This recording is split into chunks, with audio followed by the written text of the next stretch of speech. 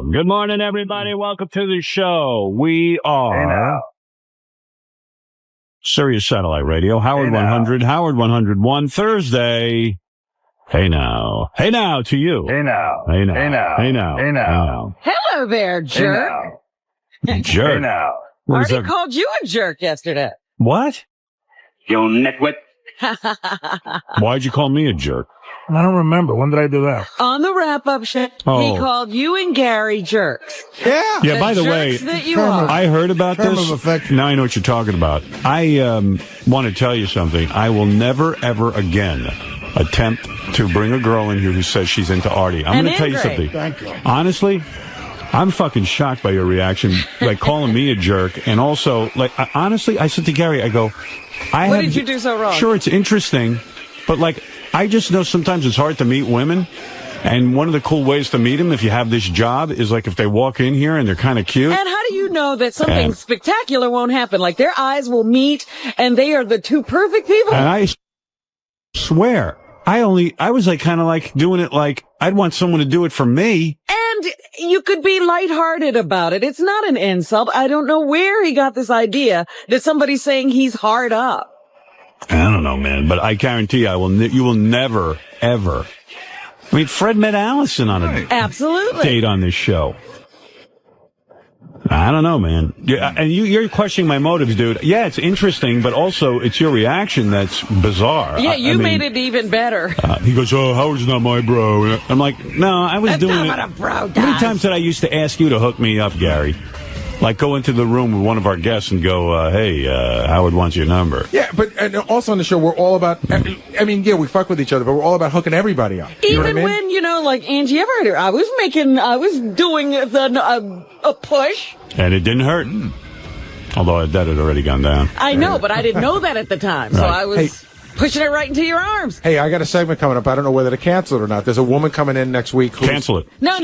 One last. She's not. Come on. The whole rap Tell me on her, about it. She's the female Artie. She wrote us this letter. She's like, I'm just like Artie. You know, she's had drug problems. No, don't want her here. So we're gonna tell her to go fucking home. Okay.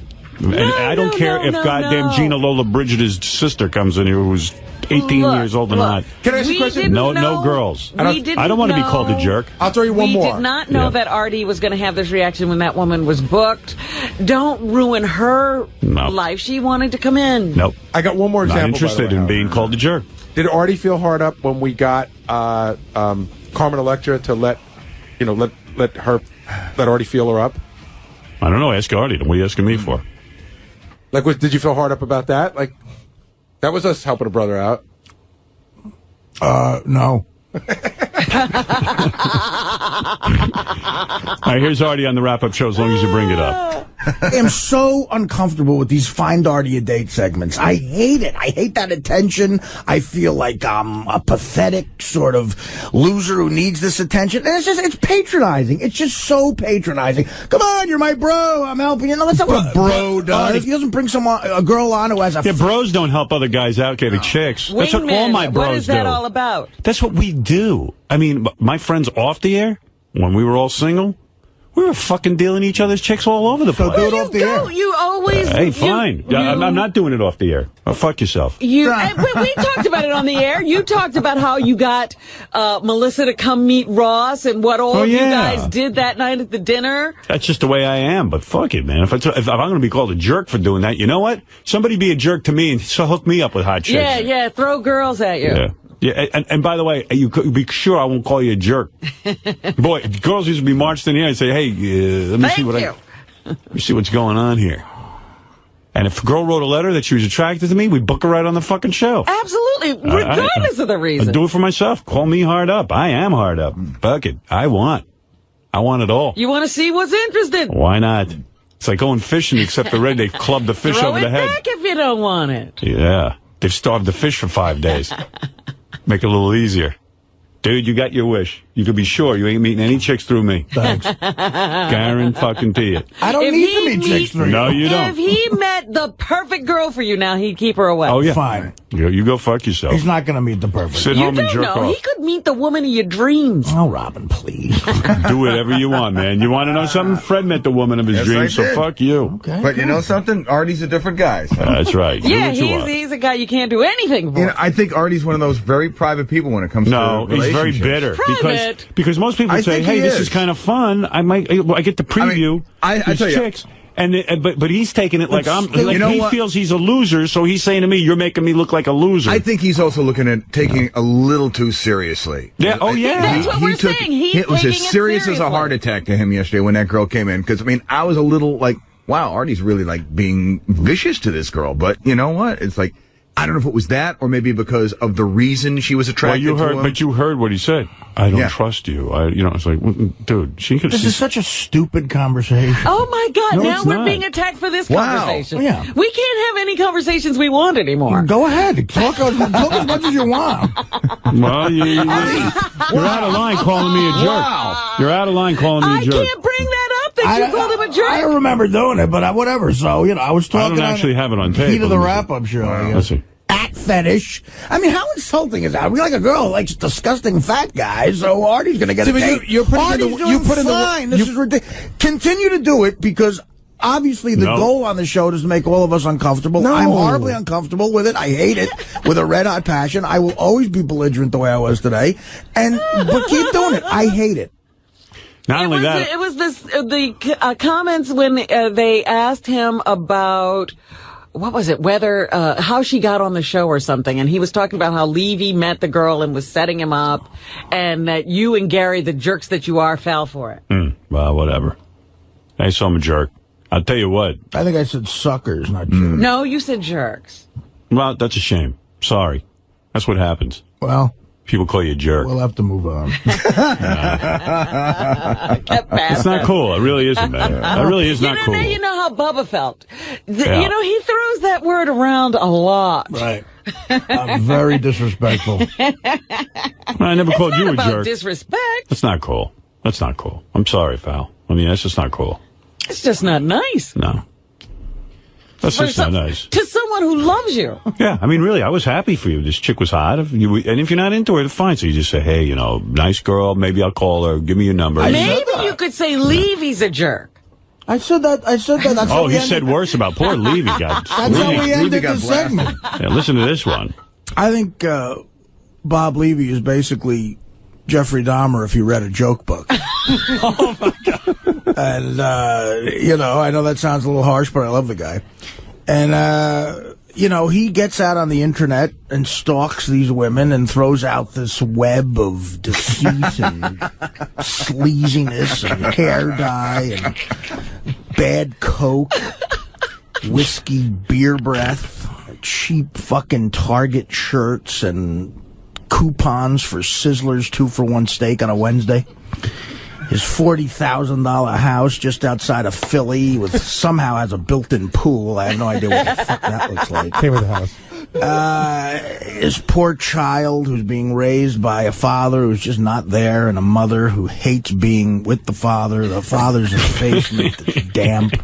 Clearly doesn't have a proper heat or air conditioning. Somehow he gets over to this disgusting, jizz-drenched, stinky, whiskey-sobbing computer board and types out, who's out there? Who's out there in fucking virgin creepland that I can try to fuck with my web of grossness? And eventually he gets some takers, some poor women who have a background that's clearly troubling.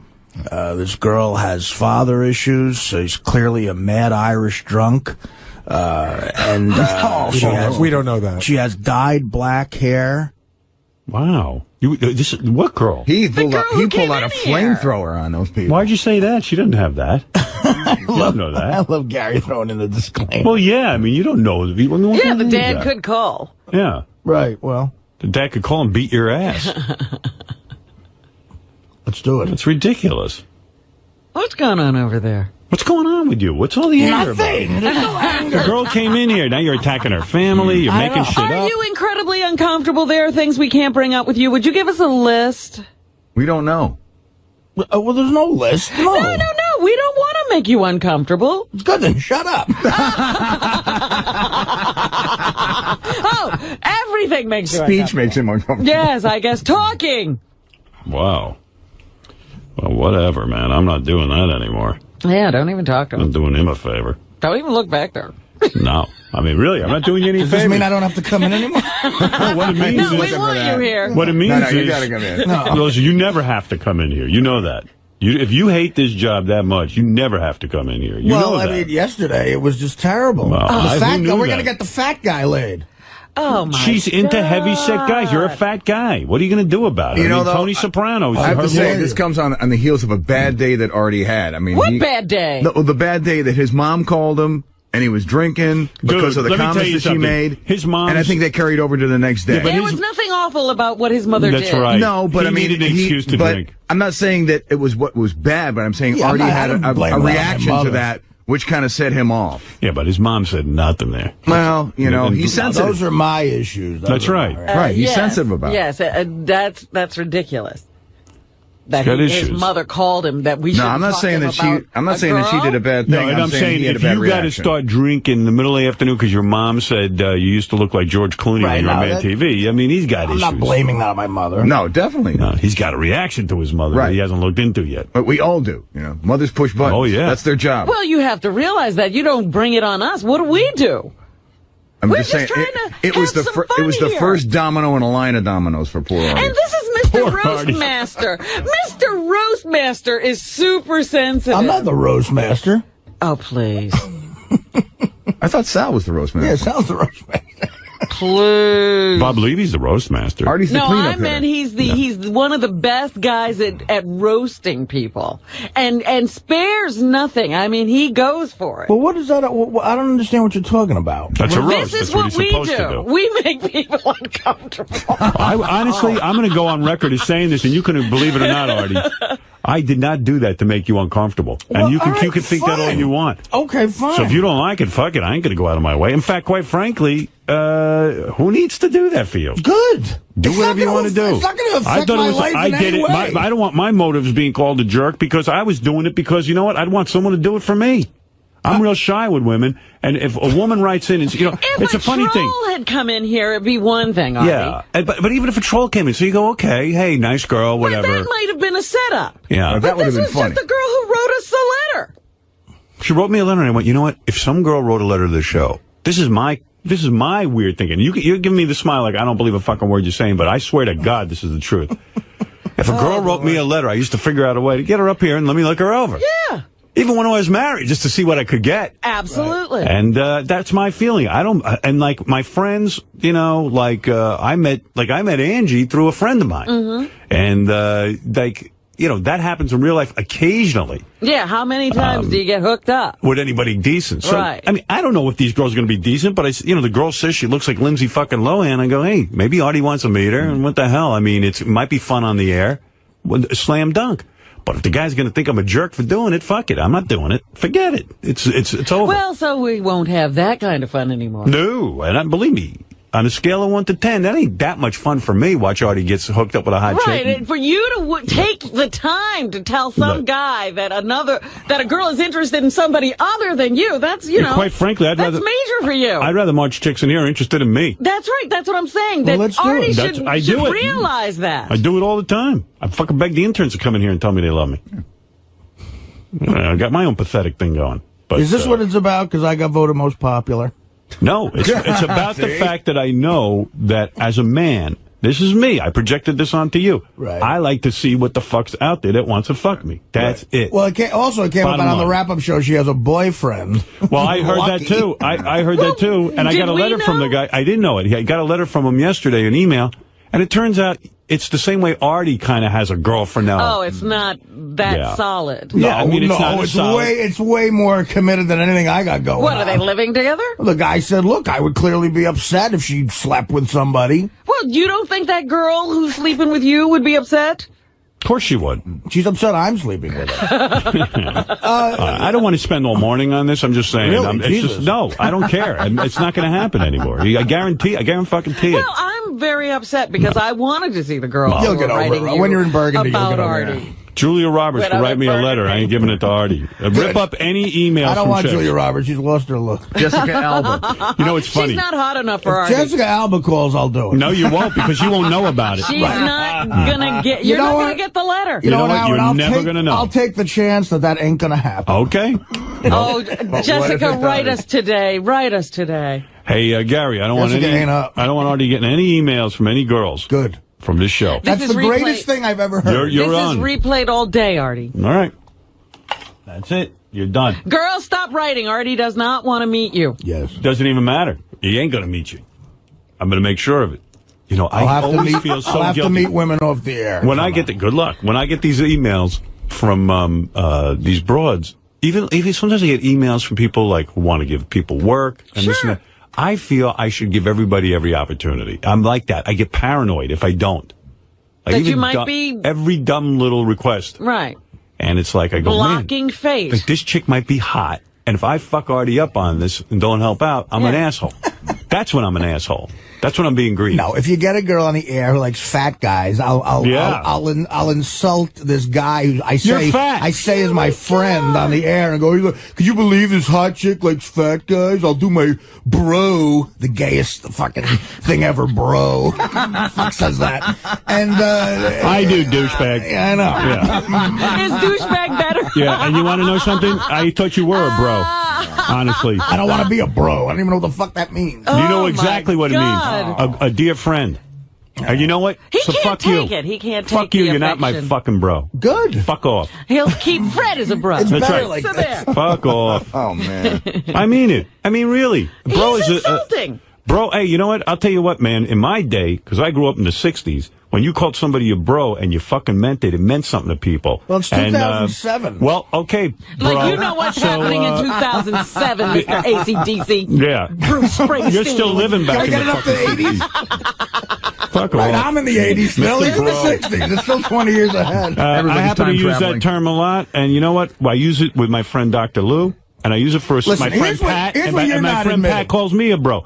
So let me tell you something. Here's what you're not I'll be admitting. sure not to call you a bro, because you're not a bro. And I am admitting the truth here. I did it out of friendship. You're not admitting that that It's good segment was radio. supposed to make me look like a Wrong. fat guy. I will who never can't get admit laid. that. Bullshit. And I would do the same for myself. It's I'm- embarrassing is for talk me about how on the you're air, getting and laid. that's what's entertaining Dude, about it. you've got it 100% fucking Okay, wrong if you fine. think that's my motivation in this. What if I strolled in a girl who's into geeky-looking pelican fucking hot guys? I cared about you. And she's got a fetish. She's into pelicans. Bring her in. And, so you're saying I look like a pelican.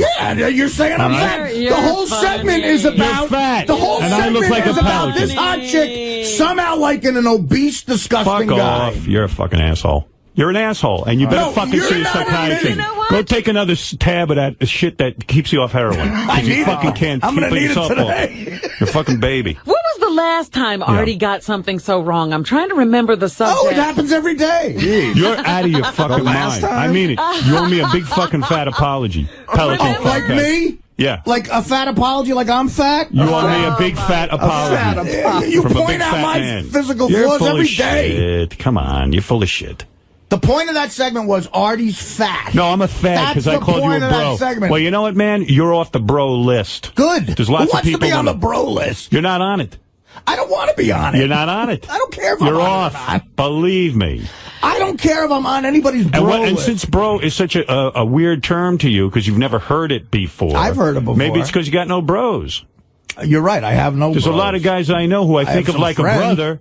And one of them's Pat Menachia, and the other one of them, who I refer to as bro, is my friend Dr. Lou. Well, I'm sure you're and very Fred. good friends with him. Would you stroll And I don't in call if Sal, Dr. bro. Lou? What? I don't know what Dr. Lou looks like, but if he had some odd thing about his look, would you stroll in somebody here and go? A girl wrote "This me a letter, girl-" said, I'm attracted to Artie. I'm attracted to heavy-set men. That's what she said. Right, so you turned And it I into said- fat.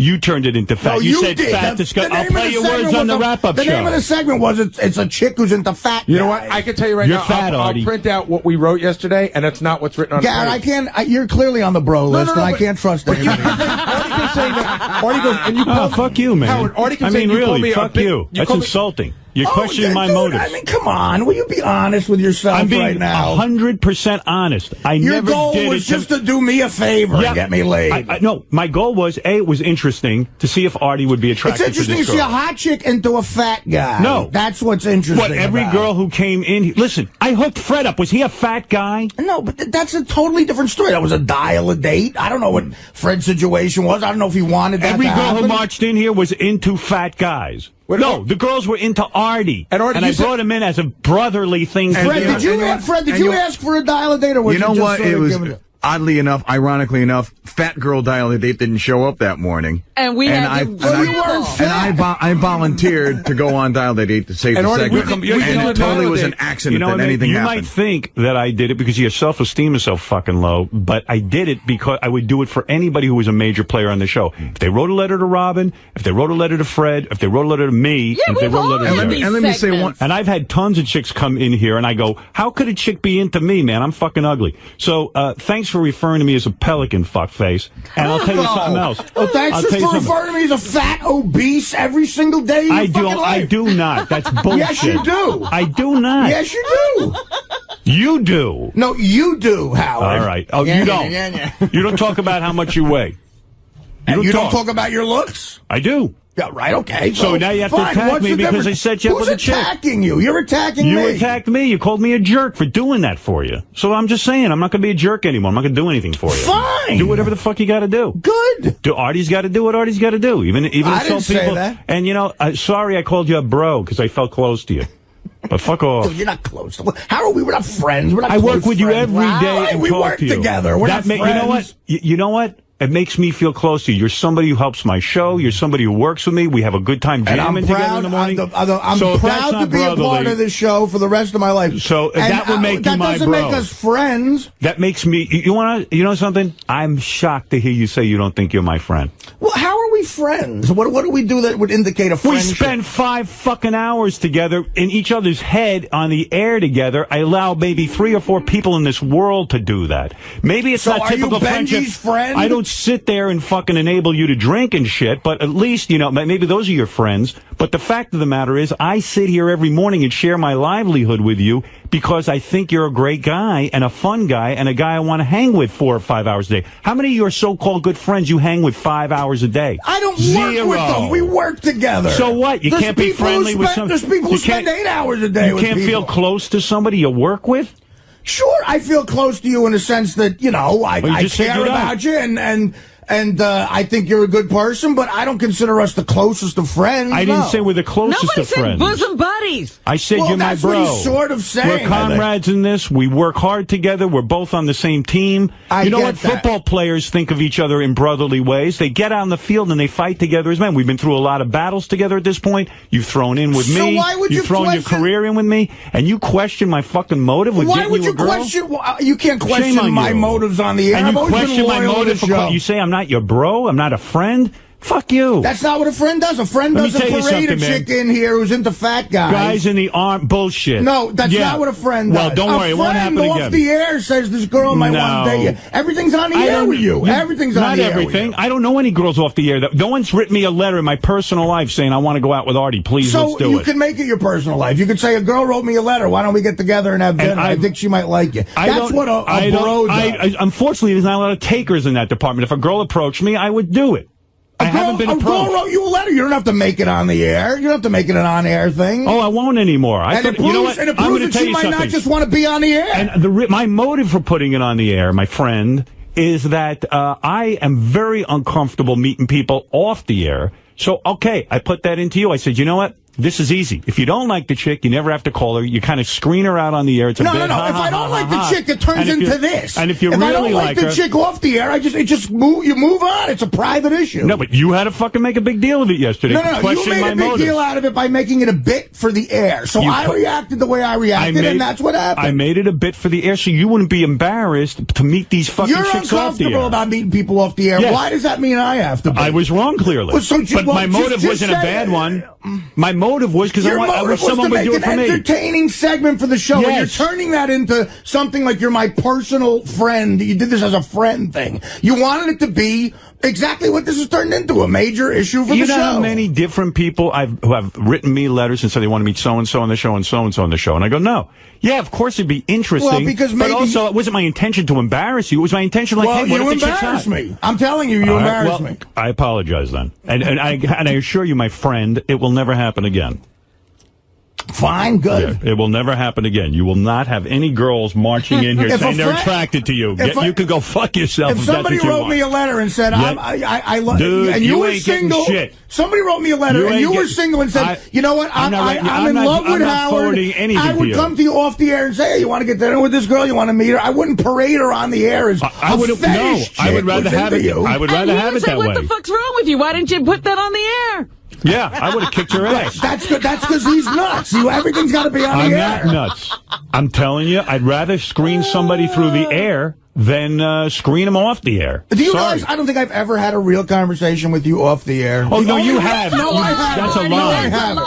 I sat you down as a friend because I was worried about you. Let me tell you something. There are too many fucking people who would do that. Oh, and you made fun of that whole situation. Bullshit. You know, just like you get rewarded for honesty on the show. I let out that I was addicted to heroin. And I cared about you. Yeah, for 2 seconds, and then there's 82 song parodies, and the next day you're playing my phone messages. That's Artie on heroin.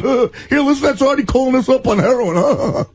And then you just yell it out on the Letterman show, and you somehow got an ounce of decency and called him and said, I'm not comfortable with that. No, you talked about it on Letterman. You blurted out on the air, and I talked about it, thinking, well, if he's talking about it on our air, and then I said to Letterman, would you please edit that out because I'm concerned that it might affect Artie. Right.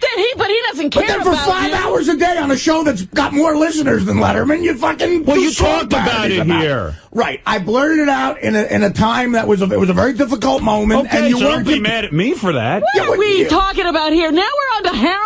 We were talking about the girl. He's attacking me for everything. He's got a lot of issues now with you. I know. But I'm talking about our on-air and off-air relationship because you brought that up. The friendship. I didn't bring it up. You said I'm not your friend, so fine. I'm not your fucking friend. Who cares? Well, I thought I was. To have a conversation about something that doesn't exist. If you came to me with any request or anything, I would make it happen. And the fact of the matter is, as well. The fact of the matter is, I do consider you a friend, and I've invited you to my home several times. You've told me you can't come. And I've been to your home. And it's probably, I've invited you 90% more to my house than you've ever invited me to your house. When did you ever invite me to your house? I invited you to my house once. I did. I invited you to play cards once, and you said you were going on a trip. Oh, I was away. But I invited you to my home. I just sit home and go, I don't want to go to Howard's? I had something to do. I don't know, man. I'm just telling you, man. I don't invite people who aren't my friends to my home. When you were going through your shit with Dana, I said to you, come out and hang out with me and Jimmy, and you felt funny about it. I said, come on out. Let's have some fun. No, I'm not a friend, Artie. You're a fucking asshole.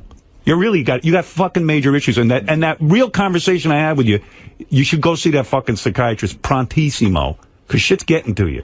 What's getting to me? Nothing's getting to me. When you're sucking on those tabs, something's getting to you. Well, listen, I'm telling you, I don't want to make There's no question about the fact that I'm an addict. An addict means something, Well, that's covering something, Artie. Yeah. Well, I mean, I don't know what it's I've had those issues a long time. Yeah, like from birth. But this is a different situation. Oh, boy. This is not a different situation. Raymond a chick who's into fat guys. Oh, you devil. Sorry, won't happen again. I apologize. Don't do it again. I said I wouldn't.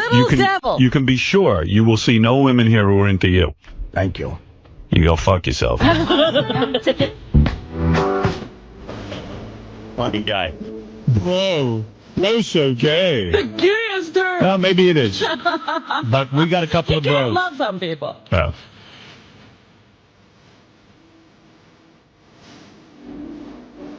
Fuck you. Fuck you, fuck you, fuck you, and your fucking girls and everything else and heroin and all your bullshit. Play. Yeah. And gee, no real conversation. Nobody's It's been ever real been easy. uncomfortable on this show but Artie. That's not fair.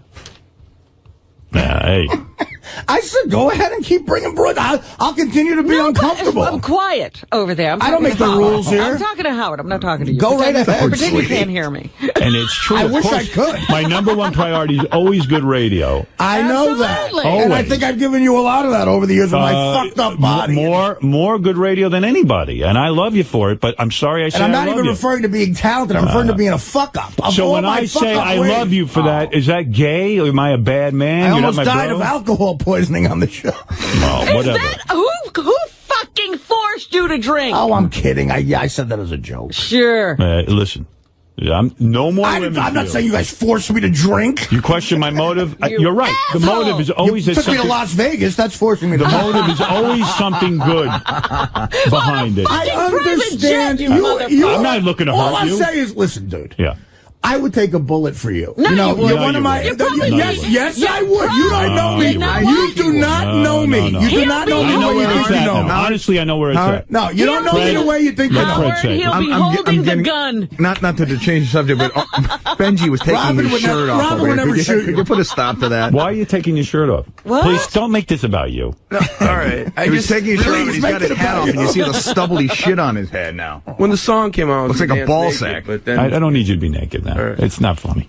You're never funny with that. This is the You're a man. breakup of a beautiful relationship. Yeah, I mean, I had a perception of Artie. That's I mean, completely Artie's false. pouring his heart out, and this idiot is taking his clothes off. I'm trying to be, what I said came out the wrong way. I'm trying to tell you, you say all the time the most important thing in your life is this radio show. And it's probably why. No, my children and Beth are. Okay, I get that. All I right. understand. I know what you mean when you say that. Yes, You know, before, but it's after true. your children and Beth. Right. This is very important to Okay, me. I get it. So, and it's probably why the show is what it is. It has become what it is. And it's probably I'm just why hurt. I'm I hurt. was a fan and I always wanted to Right. be here and everything. I'm saying I understand that relationship you have with this show is more important than the relationship you have with me. And that's fine with me. But I'm saying don't pretend That's that. not true. Yeah, but yes, it is, Howard. Come on. That's not true. You're important to me because of And this I show. don't care about that. As a matter of fact, I envy you for that. I wish I could be that passionate about a profession. Maybe I'd be more successful than I am. Well, why right don't you now. admit you are passionate about this profession instead of hiding behind, oh, I don't give a shit about I am. anything. All I'm saying is, if I knew a guy who was, when I was thinner, an incredibly fat guy, and a chick wanted to come on as a fat fetish on the show, before Not I fat get it, fetish, fat fetish before about I you. get it on the about Artie. She's into Artie. No. She's into fat guys. She's into fat No, guys. she wasn't into Ganji. Ganji's a fat guy. Yeah, but Howard, you're Artie. She said she's into fat guys. Listen, That's what she said I she's didn't into. sit and do an analysis Here's of her what- letter. if someone She was liked my, you. if someone I was figured, my okay. friend, if someone was my friend, and I cared about Well, them I'm not more your friend, than the radio clearly. show. Yeah. I would pull him aside and go, "Listen, is this going to bug you?" She's Well, into isn't it great fat how guy, you blah, do blah, blah. everything just right? No, dude, No, I'm not I saying know I it's do a everything bit. just right. I know it's a bit, but you know what? Behind the bit, I know it's a joke, the bit. I know that. I know it's a bit. But even I'm like, hey, here's a bit. Yeah, bring the girl in. Ha, ha, ha. But meanwhile, if she's hot, I'm going to go out with her. And it's not like I'm begging you to do it. You're not. And I clearly misread that because that's something I'd want someone to do for me. If any letter came in and someone said, hey, you're going to get to meet this chick's into you, that's like a huge icebreaker for me. So I would like that. You clearly don't. There's a lot of times I'm uncomfortable. But I didn't mean There's it a lot to of times make you to ridicule you. There's a lot of times I'm uncomfortable with shit that goes on the show. But the fact of the matter is, everybody here gets uncomfortable with shit, and you got to bite the bullet. Right. And, you know, the heroin song parodies, that stuff is really, really a personal, like, really makes me feel awful. All right, but I get bite- all of that. But I bite the bullet. I bite the bullet. But I get all that. The fact that the only hurtful part of this conversation is that you think my motives in doing that were to make you less of a man, and it wasn't. Well, that's what it felt like. Okay. And the second thing that's just hurtful to me is that you goofed on me because I care about you. That I do Howard, consider you goof my on bro. me every day, No, but I consider every you a second of brother. every day. You know what? If you and I were in the trenches And that's together in the fine. army, you would be my friend for life, even if we didn't see each other for 25 years. Fred's been at my side for 30 fucking years. Well, he is that's every a bit my special fucking bond. bro. I know that. I and know. you've been And here he's for never 7 been insulted or denigrated whatever. on this show. You've Right. been here. Never. No, but the point is, Could you stop laughing, through Robin? thick and thin, I will call that guy my brother. Now, that's something out of the 60s. I understand that. And that's something you don't relate to as a younger man. But the fact of the matter is... It's something your generation the lacks. feeling behind it... I come from a shitty generation. You come from a shitty generation. And the fact of the matter you do. And the fact of the matter is, the same goes for you. Yeah, two Army buddies might not see each other for 50 years, and they see each other, and they embrace each other.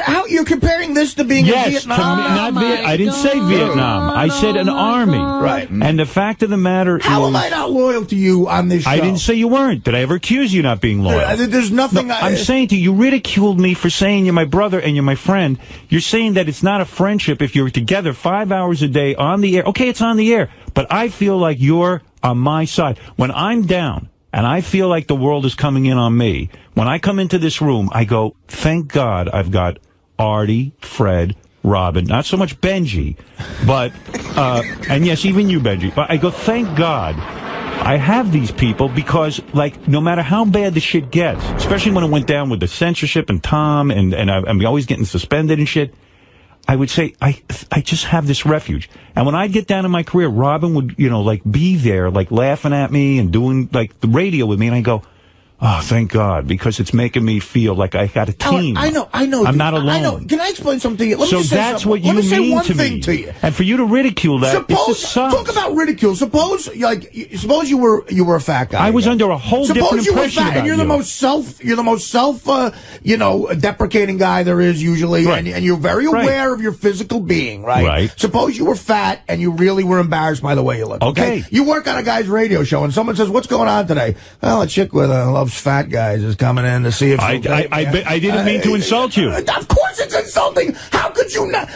What kind of world the girl said she was into you. She likes fat guys, and I figured you're not uptight about you being fat. I didn't know you were so uptight about being called a fat guy. I'm uptight, dude. You're the one who told me to go to a shrink. He doesn't know you. He's not even a friend. You are wrong. Because you're changing Howard, listen, my motivation wasn't to humiliate you. As a person. My motivation wasn't to humiliate you. It was for you to meet a girl. Yesterday you were being a fantastic radio personality and a shitty friend. That's what you were doing. Bullshit. Yes, you were. Well, that wasn't my motivation. Okay, fine. And well, then I'm telling you how I feel. All right, and I'm telling you that was not true. And I'm saying I don't want you to change a thing about the show. No, I know. But this conversation is happening. I don't know what the fuck to do about it. I'm being honest with you. Because you feel something, does it make it real? Explain that. What are you talking about? You felt it doesn't mean he meant it. Let's see what people say. Let's go to King of All Blacks. Go ahead. I'm with Artie today, man. What? I'm going to have to side with Artie today. Oh, fuck you. Well, let him talk. Yeah, fat guys. Who the fat guys close? If you're being insulted. Go ahead, King. Why do you side with Artie on this? I'm not even sure what the argument's about, but go ahead. Because it's like if you see the girl that was hot, that maybe Beth knew, I don't know any girls like that, and I would do that for Artie. And in his personal life, he would do that. No friend. First of all, Beth doesn't have a lot of female friends, and the ones that do have not approached me about Artie. Yeah, but what he's saying is, why would you bring it on the air, and why is...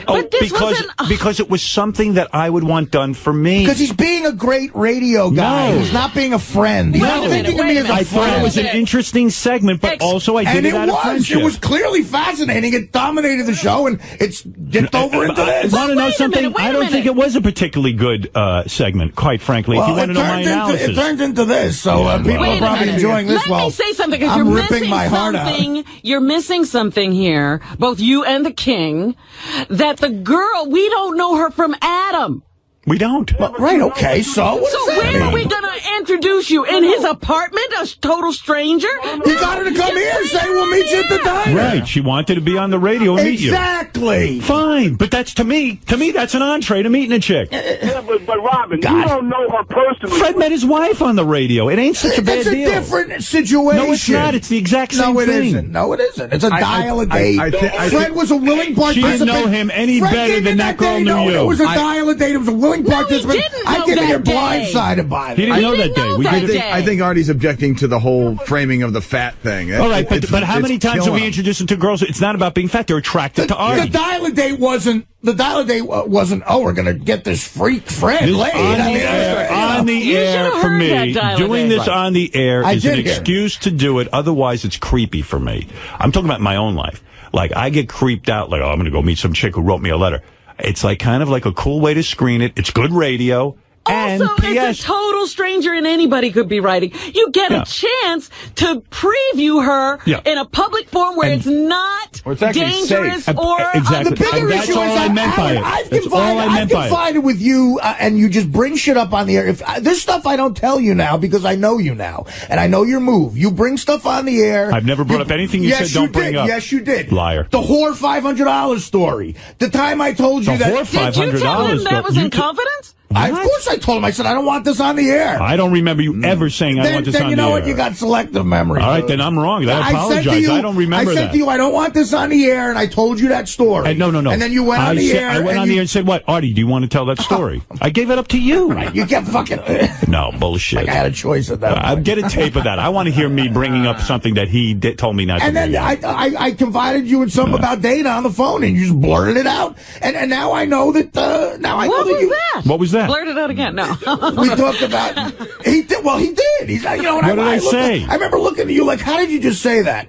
What the fuck was the issue? I was talking. There was one thing. He's right. I think this might be it. Go ahead. Of course it wasn't. I'm like, all right, okay. I might have fucked up. Go ahead. Yeah. Yeah, but Howard, listen. But the point is, I would never in a million years think about doing that to you, and you do it, and you go, oh, you I'm make sorry, it like I do it all the time. Bullshit. That's two examples to where I'm scared. Many people here have told me things in confidence. If I tell you something in person that you think would be so incredible for the air, you know you're going to figure out a way to pick it up. No, I would say to you, Artie, can we talk about that on the air?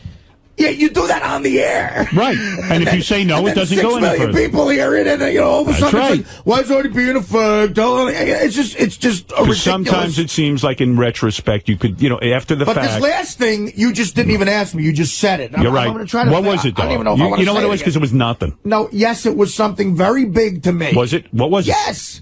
I don't want to say it again. You don't remember? Well, I remember it was something very big, and I don't want to say it. If it's so big, what is it? Well, why do I want to say it again? Just fucking You're doing it right now. I am not. You just remember doing it. You remember doing it. Did you not just say you remember doing it? Yes, I did. But I know you're admitting it. But I know it was nothing. Oh, you know it was nothing to him. How do you know he's busting my balls now. No, so you just were judge and jury in your head. Yes. Thought it was nothing to me, and you blurted it out. Okay. No, he didn't. Did you just blurt it out? You didn't even ask him? No, I said to him, "Can I say this?" No, you did not. Oh, you mean I just blurted it out? Yes. All right. Well, remember what it is if it's so fucking important. You're admitting you did it. I'm admitting I asked you if I could say it. Oh, my God. But maybe I did. You want to know? So honestly, all bullshit aside, I don't even remember if I blurted it out or I asked you first. But if I did, what was the thing that's so fucking bothering you? I don't feel like talking about it. You don't remember it. Tell the truth now that you don't remember. You can't even bring it up in your brain. You won't even bring it up because you don't remember. I told you that I was disappointed in Dana. All right. For not, sticking by you. Exactly. Right. That's a revelation? He said it a million times. People have different things that mean stuff to them. I don't know what means anything to you. He's right about that. That's true. But was that the only time? Honestly, this is how it came up on the air. He goes, "How many times, Art, have you said to me that Dana didn't stick by you and she should have stuck by?" And I was like, that was like getting hit with a bat in the face. Artie, how many times have I fucked up in the 7 or 8? How many years you been on this show? Dude, if it happens once... Did I ever reveal any contents of anything? No, one time it happened. Twice. What's the second time? The $500 hooker thing. Bullshit. I will go to my grave saying you're full of shit. He asked before that. That's right. Gave permission. I don't even remember him telling me that off the air, honestly. But that's and if he did, I know I would never tell it. 50 people knew that when you were telling me. I was the only one who didn't know. Me and Casey. Let me see what this is. What is this? What are you giving me, Gary? It's a court deposition? We keep a log of the show. Not an exact transcription. Help me out here. It's not an exact transcription, but it's a log. So when Jason listens to the show, he sort of summarizes Good. And now we can go back and get the tape. But go ahead. What is this? Well, so that's the day with Artie and the hooker story. All right. Artie Lang, I'm just reading this. I've never seen this before. Says that Howard says that Artie has had the best story from Las Vegas. That's all I said. All right. Howard wants to tell it so bad. Artie doesn't want to tell the story. Howard won't tell it unless Artie will let him. Right. Okay. Right. Howard says that Robin is keeping stuff secret too. Howard won't tell unless Robin gives him permission. Wonder what that was. Yeah, really. I just probably did that to trick Artie. But anyway. Yeah, really. I was a rookie back then. Anyway, but the fact of the matter is, I go on record with that. Artie, it happened one time. You're a very influential, Bullshit. powerful guy, especially on this show. When you bring that up, and it's a funny story, it's a funny story. Artie, I was in a relationship with Dana at the time. I'm going to move on. And it's still a You major can hate me all issue. you want. That's BS. You see, this is you needing therapy. You think I hate you, and Yes. you're wrong. You're no, fucking wrong. You're not my bro, that's for sure. No, I'm not gonna sit here and You're let right, you I'm think not that your I bro. hate you, because You're that not fucking my pisses bro. me. That pisses me It's off. fine. It's fine. No listen, one likes I'm just you a guy more you than work. I do. I'm just a guy No you one work is more with. dedicated I'm to you. just a guy you work with. You told me that today. I would I'll argue play that back one. the tape. I'm not your anyway. friend. You said I'm not your friend. This is your You said quote. we're not friends. I'm I not was your making friend. fun. Look, we were in the heat of an argument. I made fun of the word All right. bro thing. All That's right. what I made fun of. I take bro back. I'm not your friend. I work with you. That's it. But one more thing here. That's it. Well, that's gonna One be more comfortable. thing. It's fine. One I know more where it's thing. at. The One whole, more see, I thing. can't work I against the whole I basis. considered us friends. The I don't know. whole, I'm the whole weird. basis of this thing is having fun with you when I come in the morning, and that's All based right. on the fact that we're friends. I'm not saying we're not I friends. thought we were I'm not friends. saying You did I. say that. He said we're not friends. No. I made fun You of the said, word Howard, bro. we're not Yeah, That's what I like did. we're friends, we're not friends. Do you want to go through So the I rest made fun of the word statement? fat. I mean, come on, pal. If it bugs you or not. What? Fat? The girl said she was into fat guys. What am I going to tell you? Listen, You're you're fat. so Big deal. desensitized Big by the bullshit on the show that you what happens here are you like said I'm not your scud friend. missiles to other people, and you What's got to scud just missile? Look, deal what with did it I and do? move One on. thing I want to address here, Mr. Yeah. Lang. Go ahead, Mrs. Quivers. I'm not a Mrs., okay? Ms. Whatever the fuck you are. You are sitting there saying Howard influences you, and you tumble every time he says, well, can we bring it up on the air? That's BS. That's the Jeff the Drunk defense. Yes. Everybody makes... No. I said it happened one He time. can't resist your power. I said it Right. happened one I'm such a time strong when I personality. was new on the show, and I was, first of all, obviously I don't give a fuck about hooker stories. But Yeah, that's a great It story. happened right before me and Dana became a couple, and I was Right. going out with somebody. And I said, you have a Vegas story. It's so great. I said, do you want to tell it? And if you said no, that's it. Over. And done End with. of story. And you loved it, and everybody loved the story, and it became Of part course, of it's Artie's. a funny story. It's a funny fuck-up story. I I've got a seen you million use of that those. on Conan or Letterman or one of them. I never No? told that story on Letterman or All Conan. right. No. Well, I've heard Yeah, you talk but about it. Artie's persona has been very beneficial for him. Oh, yes. Yeah, when I'm dead, that's gonna be fucking better. Oh, stop it. Well, persona, Anthony, what do go you- ahead. You're on the air. Listen, I'm not complaining about anything I I ever understand- did I or understand what said you're on saying. this show. Artie, let's clear the air and let's not make it so weird. Honestly, I know this discussion right now is even good for the air. Secondly, And so is Artie. Something. secondly, No, I don't think that. no, I think it is. And I secondly, know it probably is. It but, is. It's good radio. I just wish we could. Oh, you see- secondly, I'm going to Talk like patch it this up. off the I'll air. patch it up. I'll patch it up. Who's Here got it time is. for this off the air? Who's got time Nobody. for I'm you? saying nobody has any time. You're not my off the friend. air. All right, here's the thing. I understand what you're saying. You're not comfortable. You take it that my motive in all of this is to make you uncomfortable because that I think is good radio. No, your motive is to make good radio, okay? No, now, if no, Artie two being things. uncomfortable is part I of can the... make good radio out of a piece of shit. I know. You understand? I'm a piece I don't of need- shit. You're making No. great radio. I did this. I took this segment because A, you're a major player on the show. B, I'm fat. I would do it. And no, disgusting. no, and gross. No, it was kind of cool that this chick dug you. I, as a man and a guy who was on this show, married and single, I always got off on meeting chicks. But don't you know, can who you are see how into someone me. might be different than you? Understood. Wait a I minute. get it. So Okay. I stand corrected. I apologize for that, and it will never happen. But I again. don't want to be a whiner and say stop doing No. it. Do it. Yes, I you don't fine. have. You did Because it. it's Listen, not now that if you do important. it, it'll be the greatest thing ever. Artie, I'm not it's gonna- not that You did important. it. Wait, it's not that important to me. I thought it would be fun for you and a good segment. The fact of the matter is it wasn't fun for you. It won't happen again. I don't need that. I've But got you know a full what- agenda. But here's why you're good at what you do. Because, you know, even if I didn't get into it, it would have been entertaining anyway Right. to watch me I squirm. thought so you would love who it. gives a I fuck? thought Either way, it's good I radio. thought underlying you're going, hey, thank God, I'm meeting a chick. I really That's wasn't. it. To tell you the truth, Wait, I wait, wasn't You're really- different than I am. Then How you're the- different than I am. I Again. just... To tell you the truth, that broad isn't in the league of any of the chicks I'm dating right I didn't now. know. Who cares? I I just thought- care. I'm But maybe shallow. she. But maybe she Said would you have. had to go out with her?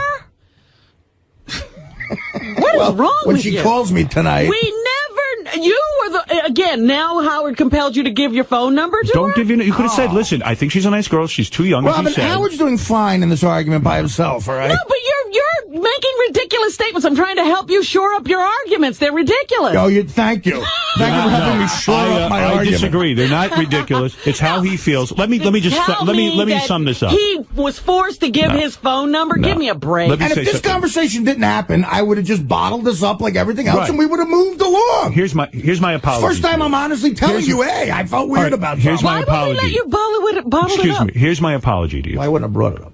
First of all, I didn't realize that you were really uncomfortable with it. I thought that you, like me, could, say, oh, gee, this is really creepy. And then meanwhile, it kind of takes the creepiness out of meeting a new chick. I love meeting new chicks. A complete stranger. I'm telling you, that was my motivation. You can believe it or not. So I apologize to you for offending you.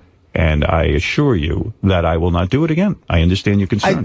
I don't deny that. And I know you would, and I know that you would even go through it for the show, which shows you what a great. Of course I would, and I would do it again. I was going to say friend, but not a friend, but a great employee of the show. He's a good worker. You're a good worker. And the fact that you would go through it is good. This has been the most heart-wrenching hour I've ever had to go through. Of course, this is terrible. I feel bad. Obviously, you had some things you needed to communicate that you weren't going to do. You're going to just sit there and bottle up. Well, this thing happened yesterday, so yeah, it does. It lingers for a little while. I don't feel better now. I don't deny that your motive could have been, hey, look, if a sidestep is Artie bangs a hot chick, that's great. But your first motive is, no matter what happens, Artie feeling great, Artie being embarrassed, fuck it. My first motive is to make a good radio segment. I never thought you'd be embarrassed. Honestly, I just thought you'd think it was kind of like funny. This chick's real into you, and then like, hey, if you're really into her, you know what? I swear to you, on a stack of Bibles on my children's life. My point is, that was my thought. Okay, all right. Well, listen, I believe you that, but I don't. Not to embarrass you. I know you believe in the Bible, and that means a lot. No, I said my children's lives. Oh, right. I don't want to get into that. I don't do that often. I don't want to get into that. But that's it. But listen, I'm telling you, my motivation was yes to do it. Radio always. I never do anything bad. Here's the point I'm trying to make, and I didn't say it properly, like everything else in my life. Okay. I don't deny that you consider me a good friend. I just know for a fact. You don't consider me a good friend. And I don't care, and I consider you a great friend. I'm comfortable with the fact that you're more into the radio than you are into being my friend. Let me ask you something. Something else bothers me. But something else bothers me. You say I don't call you off the air. Every time you did an appearance somewhere that I saw, or I saw your movie. He follows your career. I call you. What could he do for you? I call you off the air as a friend, and I tell you how I feel and how happy and proud I am for you. Is that not the act of a friend? No, dude, you listen. Why am I doing save those messages just to listen to them by myself because I'm so proud of them. Sincere. And it means a lot. It means a lot to me. But I didn't have to do that. How can you sit there and say you've never reached out to me off the air? I've reached out to you so many times, and quite frankly, and invited you to my home. I don't know how to reach out anymore. I've been to your home. I know. I've invited you out by yourself also. I know. Well, look, I felt a little weird being with a couple of couples right after that happened. It had nothing to do with you being, shunning going to your home. I would love to hang out with you. And the fact of the matter is, maybe that's not our friendship. Maybe hanging out together in an isolated situation is friendship. But this is a friendship. Whether you know it or not, there's a closeness. When I pick up the phone and call you after an appearance or your movie, and I was excited at your premiere, it's because I'm genuinely fond of you. You've been unbelievably supportive. You're a nice man. And arguably, I had a career before the show, but it might have been over. I don't think it would have been over. But I'm just saying, this has been everything to me. I get it. Believe me, Howard. I would never be that way. I'm not a scumbag. But I wasn't doing it to be a jerk. Honestly, I was not. Okay. But if it came off that way, I apologize. But the point is, he's saying you had a preconceived notion of how this was going to go. I really didn't. It was no. Not that. I think he knew it would be interesting no matter what happened. Interesting is one thing. Not that you would be embarrassed, not that you'd take it badly, not that you'd be insulted. Never thought you'd be embarrassed. I really didn't. But I was wrong. Anthony, you're on the air. This is one day I'm going to hate the fact that we replay it. I know. All day you're going to hear this. Yes, Anthony. Howard, somewhat here I have to agree with Artie. A lot of people have agreed with Artie. Yeah, I kind of grew up the way Artie did, where a bro met a guy who was a true friend. Oh, a bro didn't even come into Artie's language. Well, I think that's what Howard's saying, too. I mean, a bro is a guy who doesn't ridicule you on a daily basis. What are you, girls? Ridicule you on a daily basis. Yeah, about his weight, about his drinking, about his heroin addiction. I get a kick out of Artie's out of control lifestyle. What I do do ask him bros about do? it. They ridicule each other. Artie's on the show. I mean, how am I going to not talk to him? This is what he does. He gambles and drinks and eats. And it's a major part of his life. And I've put that out there, you know. I mean, come on. Listen, there's but times... also, I've never seen a bunch of guys sitting around talking about their feelings. That's what guys do. I'm not saying talking about their feelings. I'm saying, you know... But I think someone it does bother. I mean, Artie calls me a fag for watching Dance with the Stars. Right. I don't take it personally. I mean, I'm a fag. You know you're not a fag. That's the difference. I really am fat. I really am a heroin addict. I know you don't fuck guys. You don't know that. How do you know? You don't know anything about me. You're not my friend. I hope you don't fuck guys.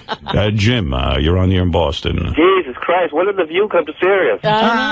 Is this boring? No. But all right, then there you go. So shut the fuck up. All right, Which one is Rosie? Evidently. Me, because I'm fat. Terry, you're on the air. Hey. You guys just don't get it, man. I weighed 410 pounds last year. I've dropped 180.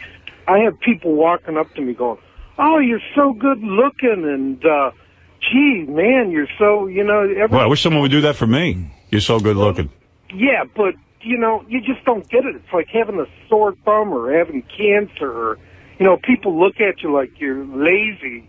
Their perception of you is that, you know, you're a loser. And, I mean, you get that for years and years. All right, I don't know what he's talking about. I guess we're in the middle of a fat acceptance. I don't think it's like having cancer, for the record. Yeah, Joey Boots, you're on the air. Hey, Howard, check it out. I think Artie's out of line, man. Artie, you're out of line, dude. He's not out of line. I accept that. I mean, he's not out of line. He has this feeling about me, and he's expressing it, and I'm sad that he feels that way about me. I would be honored if you were to call me a bro. Artie is a fan who grew up on the show. I can't believe he's like saying you're not my bro. And I don't know what word would be acceptable to Artie to convey friendship, but for me, it's a comfortable word that I've used my whole life. In the heat of an argument, I mentioned that, you know. Artie, you're trying to be selective about the things you can be goofed on. You brought drugs, gambling, drinking, all that stuff. Now, let me talk about the you brought up the word bro. Let me just tell you something. I'll tell you a quick story about that word. My friend Lou called me the other night. He needed help. I haven't seen Lou. I see Lou once a year. We know each other since second grade, but we've not hung out together, I'd say, in 20 years. We see each other occasionally, you know, his wife and Lou, but I always will consider Lou my bro. So he called me out of the clear blue. He needed help with something. I couldn't get it together fast enough to help him, but he wrote me a letter afterwards, and he said, look, I know it's been years since we hung out, but I felt as soon as I needed help, I could pick up the phone and call you. This is what he said to me. And I wrote him back. I said, you're my brother. And that's the term I use. You can always call me, and I hope I can do the same with you. And I would think that Artie, you know, being like a fan of the show, growing up on the show, working with you so closely, would feel the same and would be honored for you to call him a bro. And I'm shocked that one thing that Artie never flips the switch and says, what would this be like if I was listening to it? But I mean, Artie's kind of upset because you brought this girl in under the guise that she's into fat guys. But Artie himself, you goof on yourself being fat. Boots, I know, dude. I know. I've been here for 6 years. I know the gist of the show. I know that, you know, it goes around. Everybody gets fucked with every once in a while. And I'm just saying, I never would have brought this up. It came up today, and this conversation turned into what it did. Even as an actor, Artie, what an incredible exercise this is. And all of this is. What's wrong with you? An actor? What? Artie doesn't like exercise. I don't follow that one. Anthony, you're on the air. Well, I need a map for a lot of those comments. Level, I guess. Anthony, you're on the air. You're right. Yeah, and by the way, when we go to commercial, don't ever bring this up. Oh, my God. And don't Everybody make me walk into opposite Are you kidding corners. me? You think I want to bring this up? Yeah, just let's act like this never happened. Exactly. That's my point. Yeah, I don't want this. I don't want this in my life. I don't want it either. Right. I just want you to be happy working here, Listen, and I'm happy dude, working here. This is the longest I've ever been at a job. I'm happy. I know. Well, you know, sometimes, though, when these arguments go on, I think Artie's close to the walkout point. Yeah, well, listen, nothing's ever going to get me just out of pure laziness to get off this chair and walk out. I'm sitting down. I would never walk out of something. I'm not a pussy. I want to say something. Despite what you've said today, I do love you, and I do care about you. No, not necessary, How friend. do you love him? I mean, where But wait is a second. it? Wow. No, we work together. I get your point. But the fact of the matter is, I feel differently about you. I care about that's you, bad. That's and I consider you my brother. And there's a couple of people in this world who have been in the trenches with me, and I include you. And you know what? Jackie Martling, for all his bullshit, he's still a bro. And when he came to me, he needed, to get a presence on the radio. I understood. I mean, Jackie's fucked up in a lot of ways, but he's still a guy who was at my side. We invited you into the trench, Artie. But the fact of the matter, I mean, although I question some of his fucking shit, but Who, Artie or Jackie? Jackie. Yeah, but the fact of the matter is, you more than I'd say most people in this world. I spend the most time with you, and I appreciate your contribution to me and to my livelihood, and also it's an enjoyable thing. I know you're a good person. And I do care about you. That's why I call you off the air. Well, I question that now. Yeah, well, here's what happened today. I'm telling my feelings. At 6:01. I'm just telling you. Robin threw out a line with some bait on it. Good morning, jerk. And she caught a whopper. She reeled one right the fuck in. She caught a 600-pound marlin. All right, listen. Joey Fatone and Joe Piscopo here. Now, listen. We're going to take a break. Let's not fight in front of them. And don't let them fucking piss me off either. Right, Joe Piscopo and Joey Fatone here. I got to get to both my guests. The Friends theme. I got Fred, could you go back to after the gold rush or racing in the street? Later today, a girl will be on the show who loves Gary because she loves guys with bad breath. Right, and I'm sure Gary would sit and take it, but he would not be thrilled with it. And Gary will bottle all that up. Like, forget it. The shit Gary's got bottled up, and he blows, man. I'm heading for the hill. He needs a colonic. I've been through this with Robin. I've been through it with Fred, where we've had uncomfortable moments on the air. This isn't uncomfortable. And the best way to deal with this, trust me. I ain't going to bring shit up. Don't bring it up. Eat French toast. I'll sit here and pick my ass. And let's not get into anything weird. Look, you'll share lunch. It'll be great. And if you can find a chick, a jackpot chick who's an obese, who's into obese guys who are into heroin, then that's a jackpot. Howard, what you didn't do was screen the girl first. Okay, got it. You should have looked at her first. I got news for you. It turned into the greatest bit ever. All right, we're going to take a break. Please, let's not be uncomfortable. I'm not saying Robin listens to that wrap-up show like fucking reading the Torah. Oh, it's gold. Oh, gold. Man. I'm not going on here again. When John, when you come in later and do the old move, hey, did you see the Yankee game last night? Can you come by the show? All right, listen, we're going to take a break. No, the answer is no. We're taking a break. Let Robin come on. I'm going to be listening. This is my bro, Bruce Springsteen. There you go. There's your brother. He's looking for you. Joey Fatone he wants and nothing Joe. to do with me. All right, we'll be back right after these words. Tim, go ahead. Artie, wah. Oh, okay. Well, that was and good. Howard, Well timed. did you honestly mention this prior to Artie yesterday? What? Did you mention this prior to the show about this chick coming on about a fat person? And Artie, you did it to yourself. I didn't know anything about it. I knew about it. It wasn't a surprise to you. He mentioned it before. Hey, Jason, print out the letter. Print out the letter the chick sent, because Artie. Yeah, I want to hear that. Wants to hear it. I guarantee I guarantee it's a letter you read and you go, "Wow, this will be good for my friend." No, honestly, I think I read about the first 3 lines and I decided it would be good for my friend. Okay. Well, we'll see what the letter. All right. I read like maybe 2 seconds. Well, first of all, right there, wouldn't you read the rest of it? No, I was just like, the hey, last paragraph. She's like, and at the end, I like to stab fat guys after I fuck them.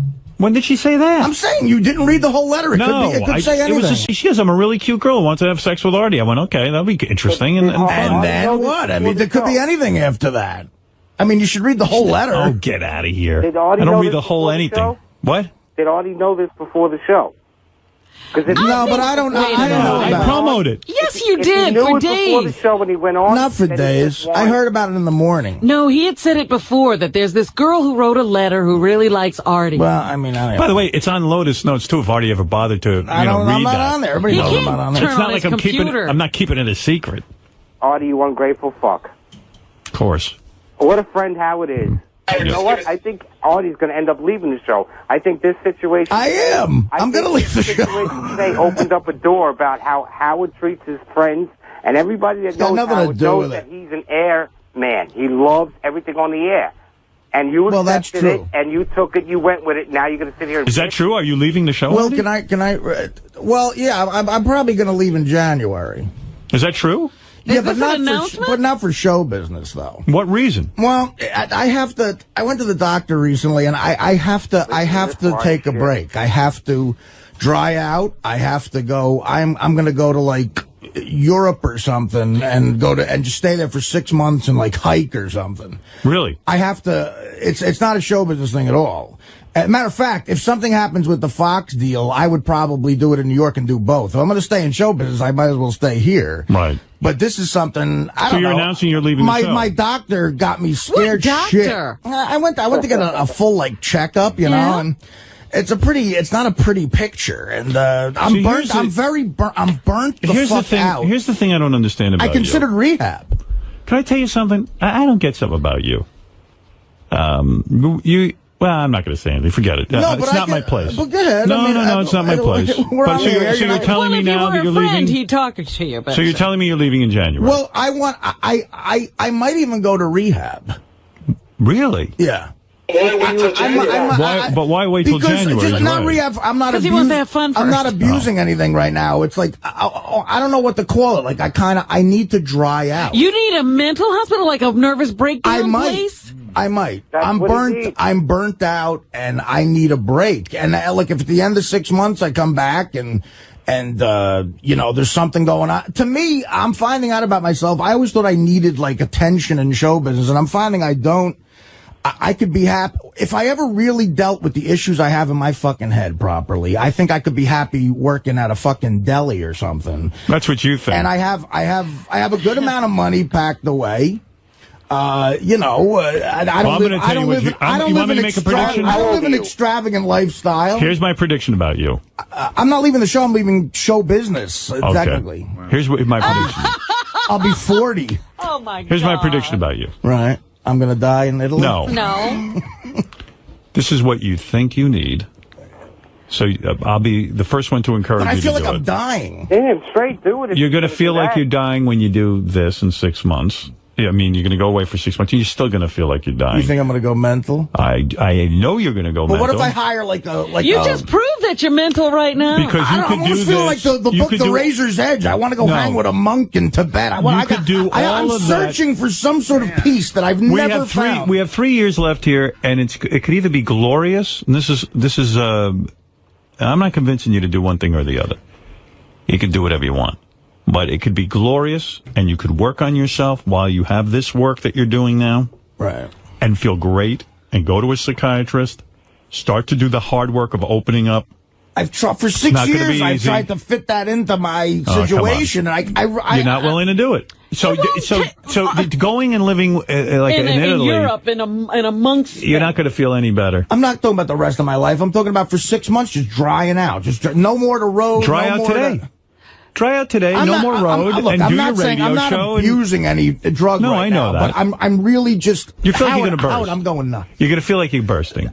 Yes. All right. Literally and fit mind. What I'm telling you the secret is, and trust me on this, I've lived a little longer than you. Right.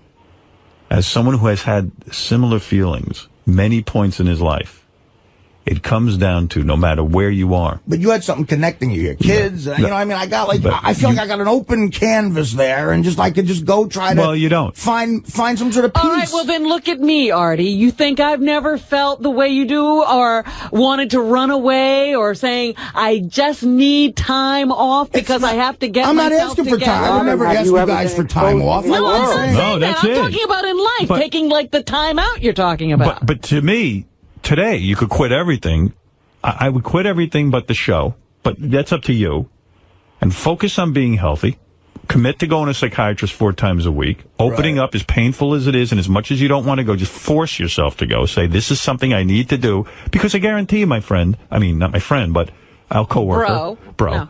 We won't even be that in January. I guarantee you, when you're in Italy or living with monks or whatever it is you think you're going to be doing that's going to dry you out, you're going to be the same Artie Lang. Let me tell you, Artie, while we were on the air, while we were on the air at NBC, I was having a nervous breakdown.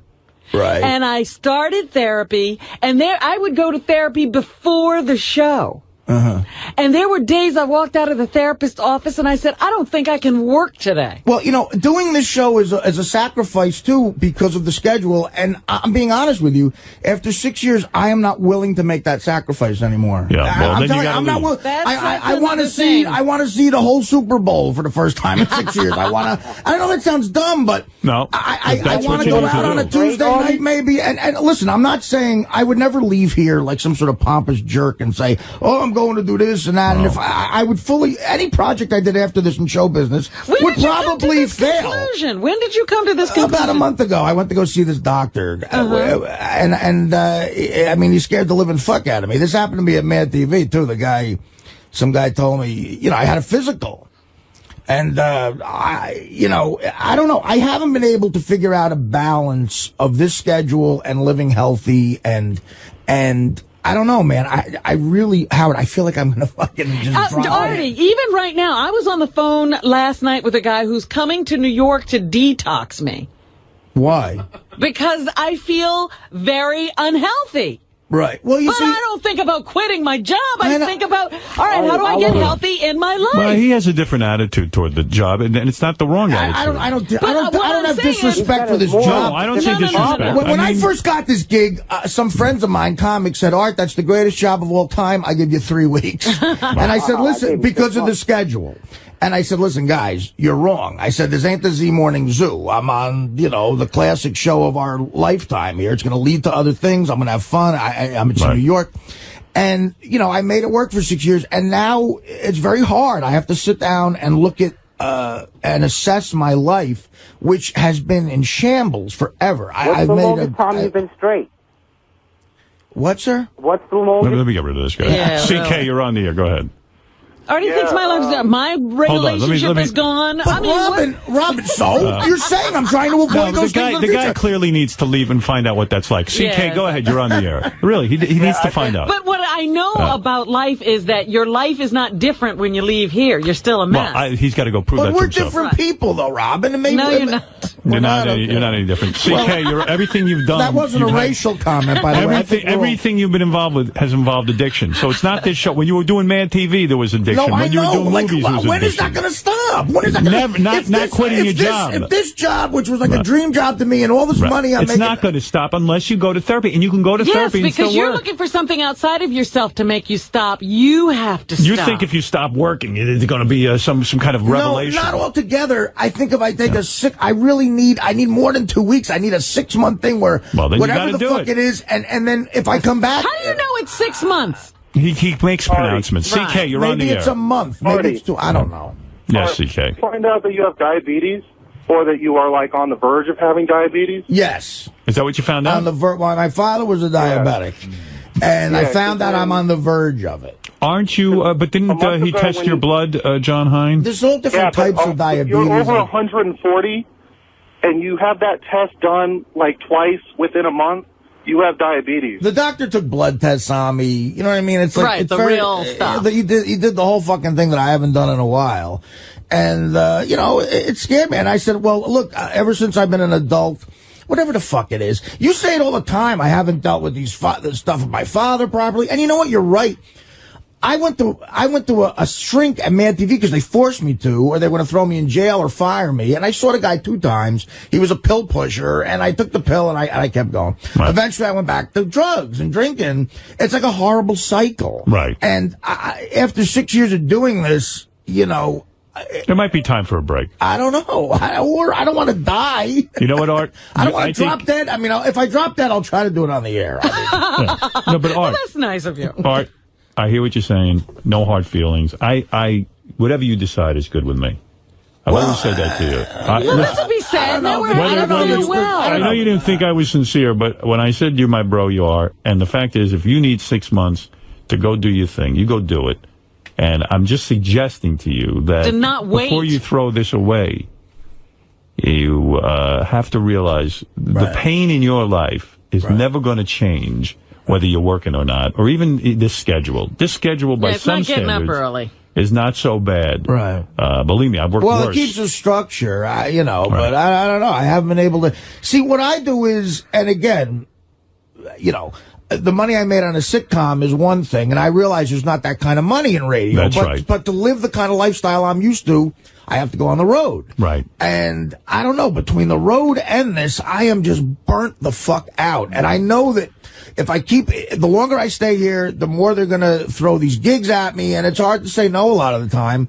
And I don't know, I got to get the fuck out of this vacuum I'm in. It's like stuff is falling by the wayside. You know, Dana came and went. I don't know. I'm like a hurricane, and all these things are in my wake. I don't know how to get out. Well, that's how it feels to you. Yeah. And I think that if you got help, you wouldn't feel that way. But listen, I'm sad to hear you say you're leaving. One thing. I'm sad to hear you say you're leaving, but I understand. I haven't given the shrink a full try. Right. Why would you wait until January to start getting better if you're in that bad a shape?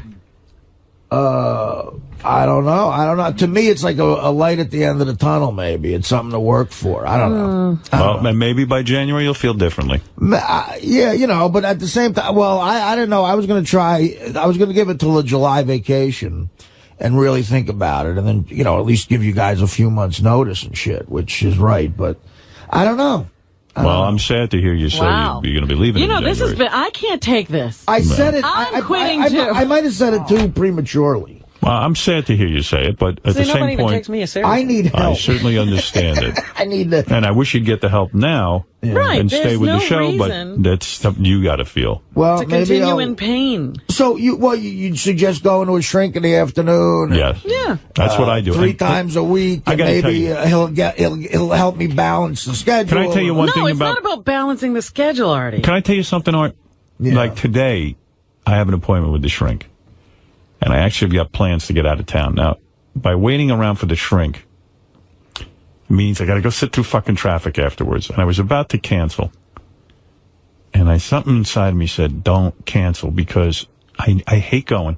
I hate it to this day. I've been going 10 years. I hate going. I fucking hate going to the shrink. But I know when I'm done, I feel better. And it helps me manage the shit in my life. Right. Now, I can't compare my shit to your shit. Whatever your shit is your shit. Everybody reacts. I mean, everybody's got shit. But I've had a gun in my mouth 2 times in my life. Really? So the fact of the matter, that's right. What? And the fact of the matter is, that's right. So the fact of the matter is that everybody has their own shit.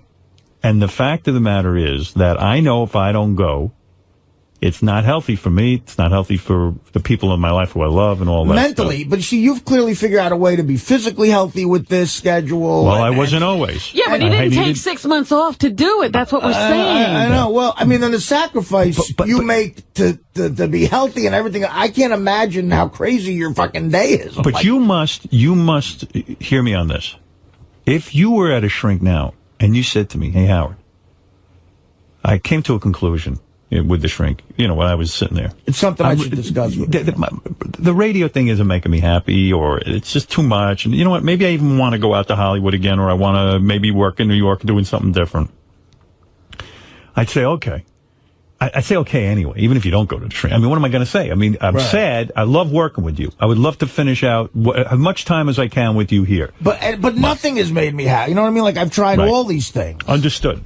So let's say you went to therapy and it didn't work for you. Right. Then that's another issue. But the only thing I know is it helped me, and we're not the same people. I know that. Right. But it did help me feel more connected to the people in my life, and it made me feel even more connected to the people I work with. That's why I think... Even though you don't see it. Yeah, actually, that's when it blew my mind this morning, because I actually do feel connected to you. And maybe I don't express it perfectly, but I do feel that way, and I do care about you. Too. I never said I didn't feel connected. No, I know. So, and I really didn't mean you any harm.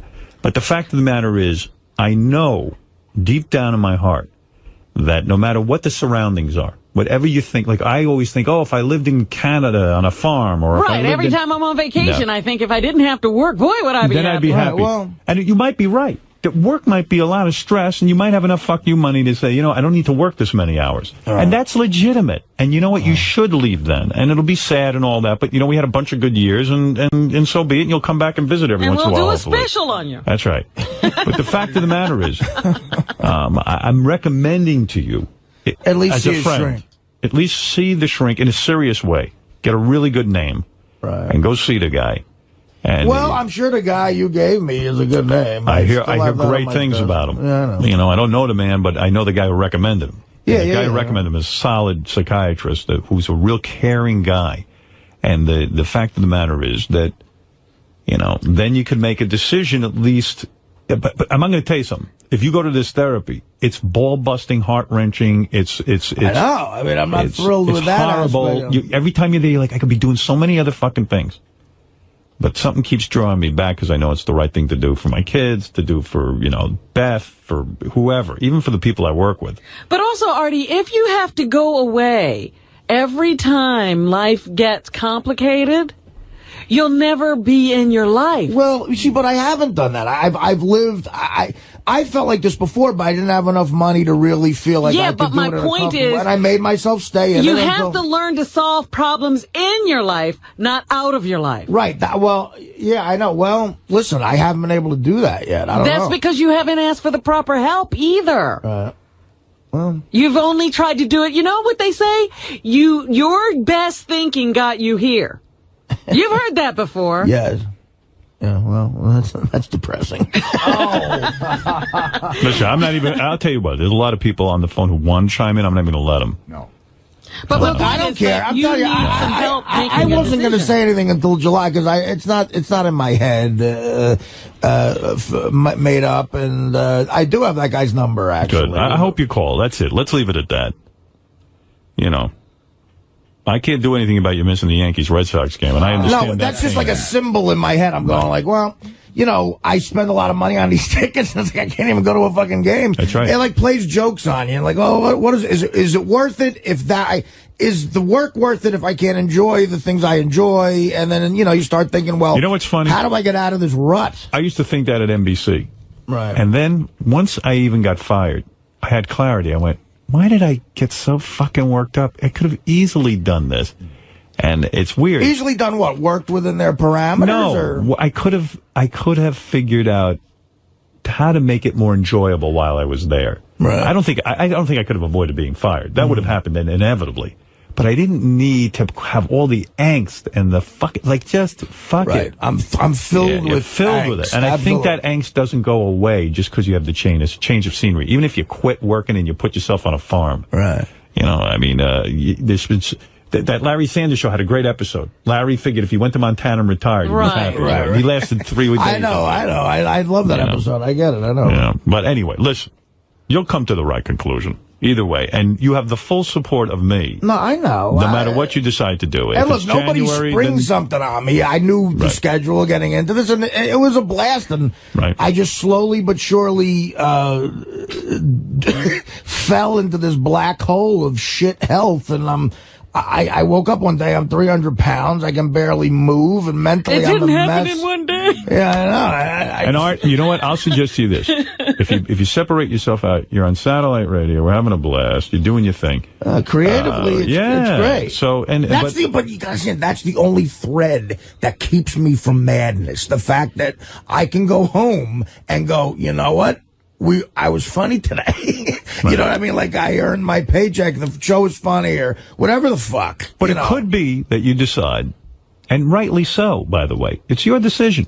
January comes around, you give me some notice, let me know, and we'll have a good farewell party, and that'll be it. See, that's why I will miss you. You see, that's why it's scary to me to leave this to go to some other creative venture, because God forbid... you're miserable. I don't have the creative satisfaction, and it's all this shit. That's what I was going through for a while. At Mad TV, there were good sketches, but there were bad ones, man. And a week where I hated the sketch, man, that was like, now I have nothing to fall back on. Now there's no redeeming quality about the situation. I don't think I'm being funny. I'm miserable where I am. Like, at least here, I go home and I go, I'm part of something special. It's unique, and it was funny.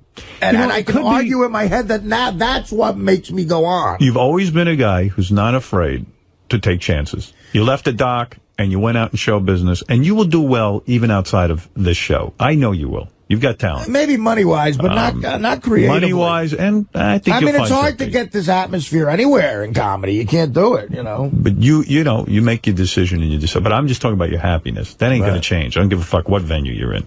I don't care if you're working in a deli or if you're working, or if you just stop working and sit home. You'll still be Artie. You're still going to be Artie. You know what happened to me? I got spoiled, too. For 2 years, I had the exact opposite situation I'm in now, and I was the healthiest physically of my life. I didn't like the show I was doing. I thought I would watch it every, the Norm Show. For 2 fucking years, I was making $35,000 a week. I had a convertible, I had a tan. I'd get up at 11 o'clock. I'd throw you guys on. I'd go over Mulholland Drive. I'd have an omelet. I'd go to work. I'd read the shit script. We'd tape it, get a paycheck, go to a party, maybe have sex with a broad that's out of my league. And the show would come on, and my aunts would love it because they're hearing fake laughter and Artie's getting laughs. But creatively, it was empty. And right. Normal say the same thing. He lost his way with that because it wasn't as funny as a stand-up and all this other shit. Here it's the direct opposite. Here it's the funniest thing ever, and I'm proud of the work. But my God, the schedule with the stand-up is... And look, the other thing is, if I do stay, I got to bite the bullet financially a little bit and at least cut the stand-up in half, like directly, boom, because that's killing me. The traveling and the fucking getting back on a Sunday, getting off the plane, and I can't do that anymore. No, and I'm going to be 40. That's the other soul-searching thing. Like in October, I'll be 40, and that for some reason, 30 didn't bother me. 35, 40's fucking with my head a little bit. Right. And I understand. It's a lot of shit going on, and the Norm Show, I look good. But I wasn't being funny. Here I look like shit, but I'm getting laughs. Well, maybe you can do both. Maybe you get laughs and look good. I miss that sitcom lifestyle's hard. You miss it. But, I know. This is not an easy lifestyle. This is not.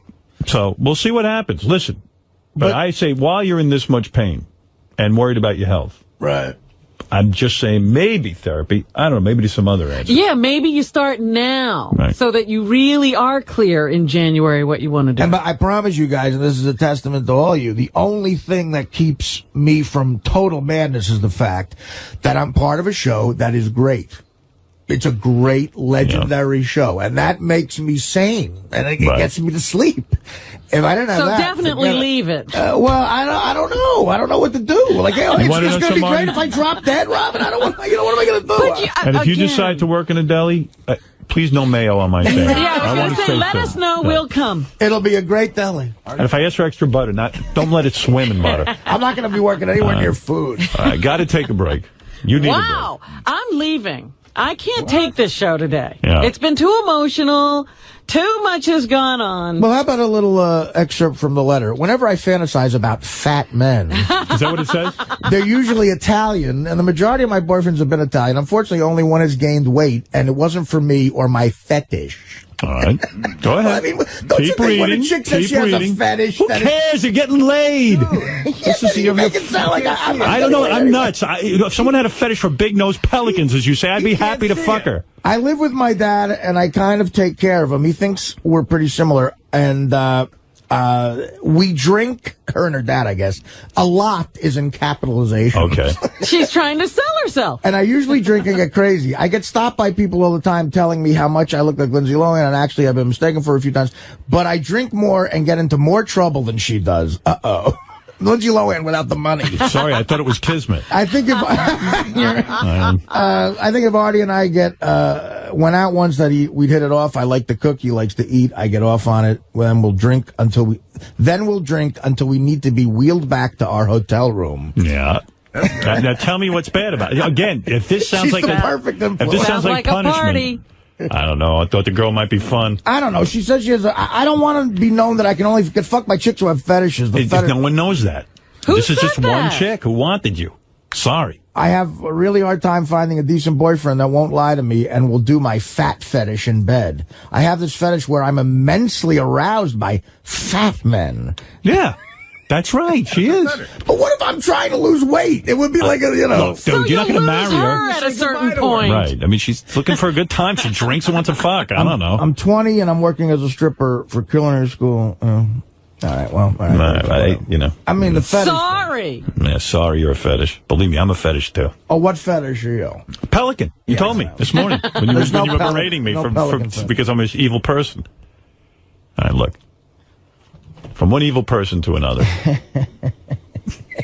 Just calm down over there. This has been one of those days. I really want to go home. I'm sick of this whole day. This has been one of those days. Awful day. What is it, Sonny? Hey, bro. Yeah, don't go anywhere, Robin. This is the best fucking show you've probably ever done. And I just, this is so great. And Doug, please, I don't want to see fucking Joe Piscopo for the Daily Show. I want to see Howard and Artie killing each other. You'll see. I got teary-eyed this morning. Artie just got teary-eyed. I'm telling you, when Artie told me I wasn't his bro, it really hit me. I know. You did not get teary. Oh, no, I did. he was hurt. I know hurt. Howard. You punched me hard today. Can I ask one thing, Artie? You know, you've sort of... And Gary, line up David Tell, please, on the phone. And Greg Fitzsimmons. That's the other. There's 100 guys that my time is over here. Artie. I've told every story I got. Excuse me. I've done every impression I have. Excuse me. Let me just say this. I remember when we were just having people sit over there in that chair, and we all came together at one point, and it was like, it's so much fun when Artie's here. That's right. So those days are gone. Gary, please make sure Bob Levy doesn't bother me after this. With going away for a month, Poor Artie, Bob. We love you, Bob. Why don't we take bets right now? Yeah. Who's going to be...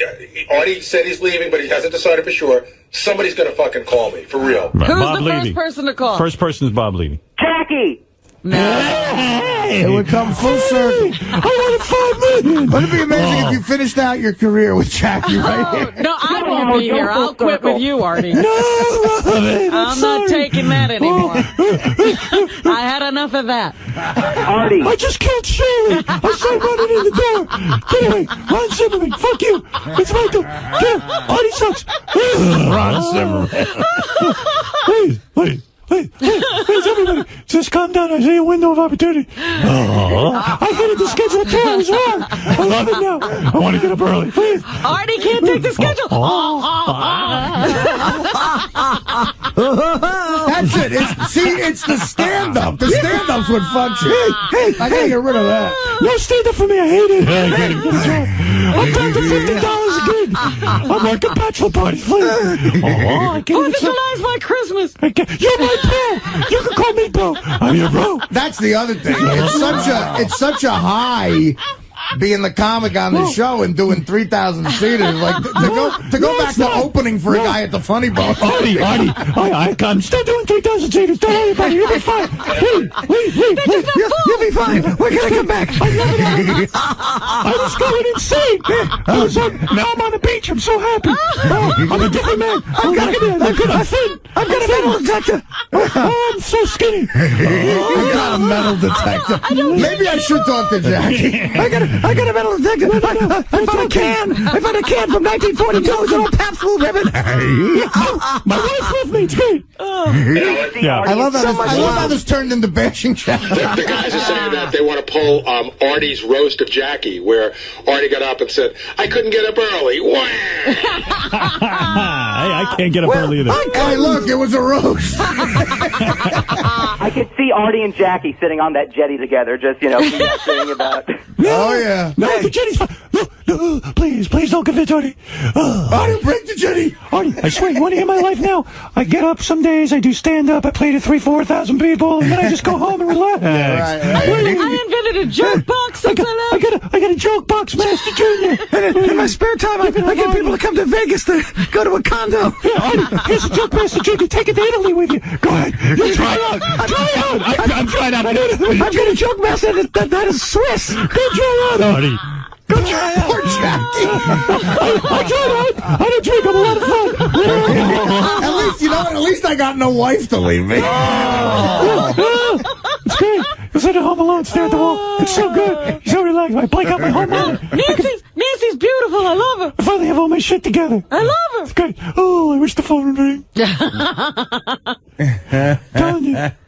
Artie, would leaving for a month do anything for you? Yes. 6 months. 6 months. You need 6 months. Dude, you know what? You make a good point. I don't know. Maybe the other thing is maybe I'll go out to Europe and, Europe. The heroin's great there. What the hell are you going Europe? Go to Marseille. You're going Go to Marseille. I'll stop by Burgundy and see it. Where are you going? I got distant relatives in Altoville outside of Naples. They live in a mud hut. Right, okay. You'll last a day. They're not looking for you. They're looking to get here. You'll get out of Italy faster than Robin got out of India. If I show up there my relatives, I got pictures of them. They got no teeth. They live in a mud hut. They're going to be like, when are you handing out the lira, Cousin Artie? Right. I gotta go.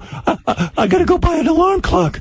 Oh, 2 alarm clocks. I don't want to be late for work. Oh, I'm gonna get a new chair.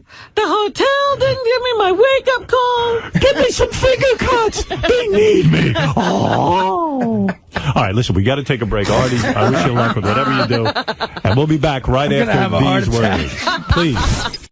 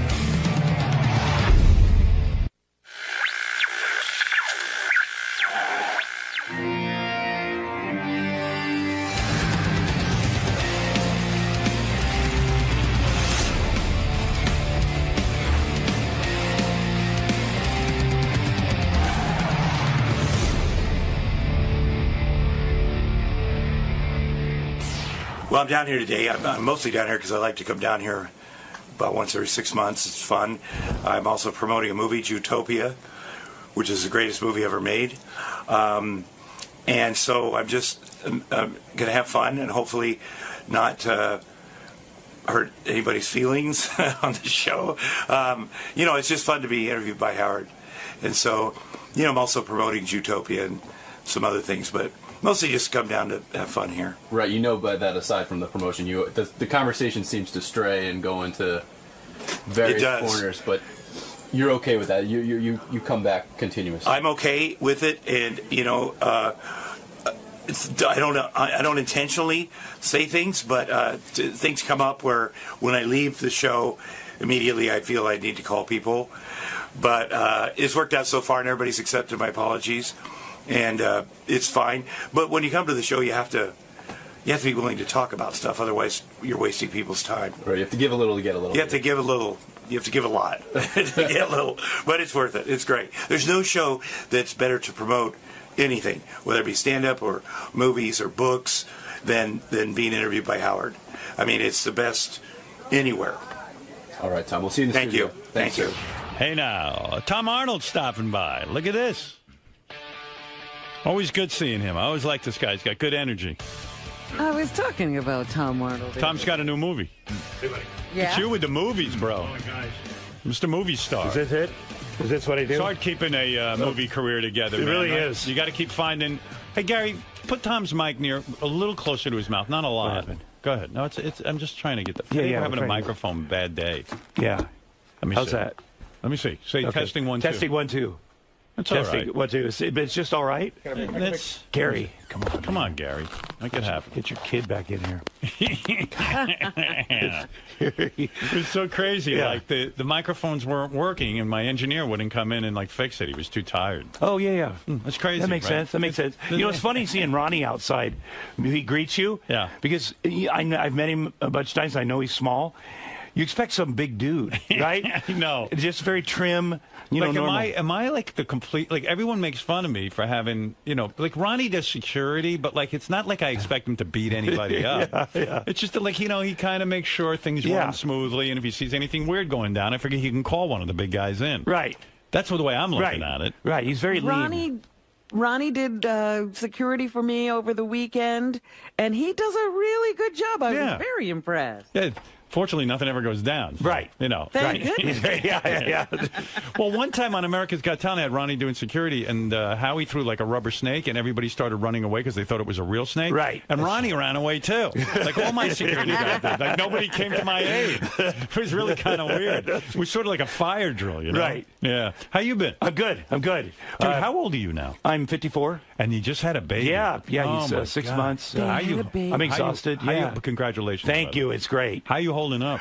I can't feel old because I got a kid. Yeah. So since he's been born, I've lost over 50 pounds just by going, I can't die this year. I'll give you a couple more. But it's great. We're doing sleep training, so mostly Ashley has to do it. But you wanted a kid for so long. I remember back in the Roseanne days, I know. you wanted a kid. You were I did. trying, yeah. But in a way, thank God. Yeah, you didn't definitely. have one with Roseanne, because you guys would be locked forever. It would be horrible. It would be horrible. No offense to her, but it would be horrible. Right, because the two of you disagree on everything. Well, and especially then, during the divorce, if we'd had a kid, God knows what would have been said about me and the kid, and because everything was said.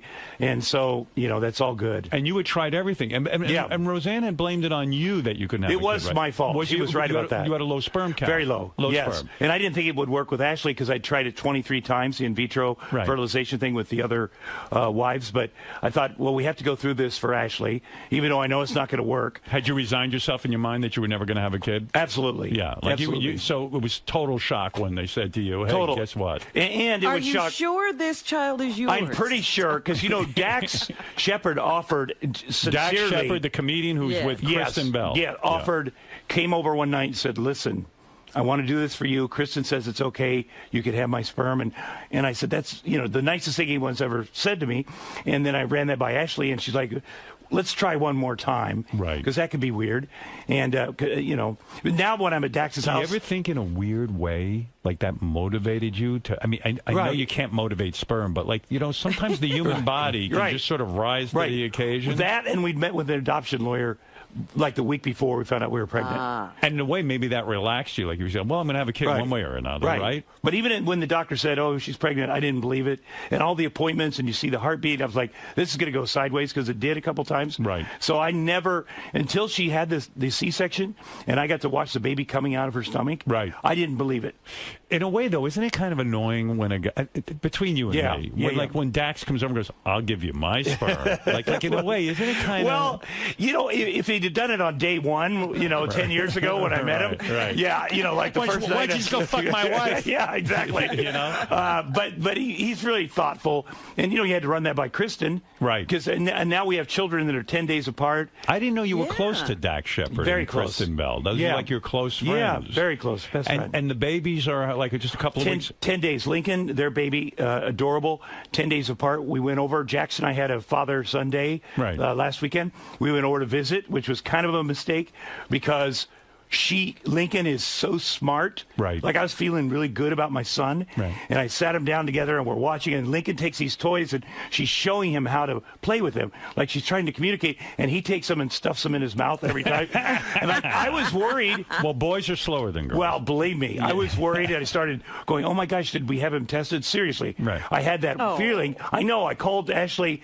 I said, I don't want to talk about this on the phone, but I'm very concerned. I'm looking back at some old pictures of him, and he does look a little odd. And I just feel like, I had a meltdown for a whole day. Right. You thought maybe he's retarded or something. I hate to say it, and it would have been fine. Right. But I honestly felt if you've seen the two of them together, because she is so smart, and all he wants to do is eat his bottle. But Kristen Bell has said that your son is a cuter child than her daughter. Well, she is so nice. Their daughter is adorable. Looks just like Kristen. Oh, well, that can't be bad. No, that can't be bad. No, it's adorable.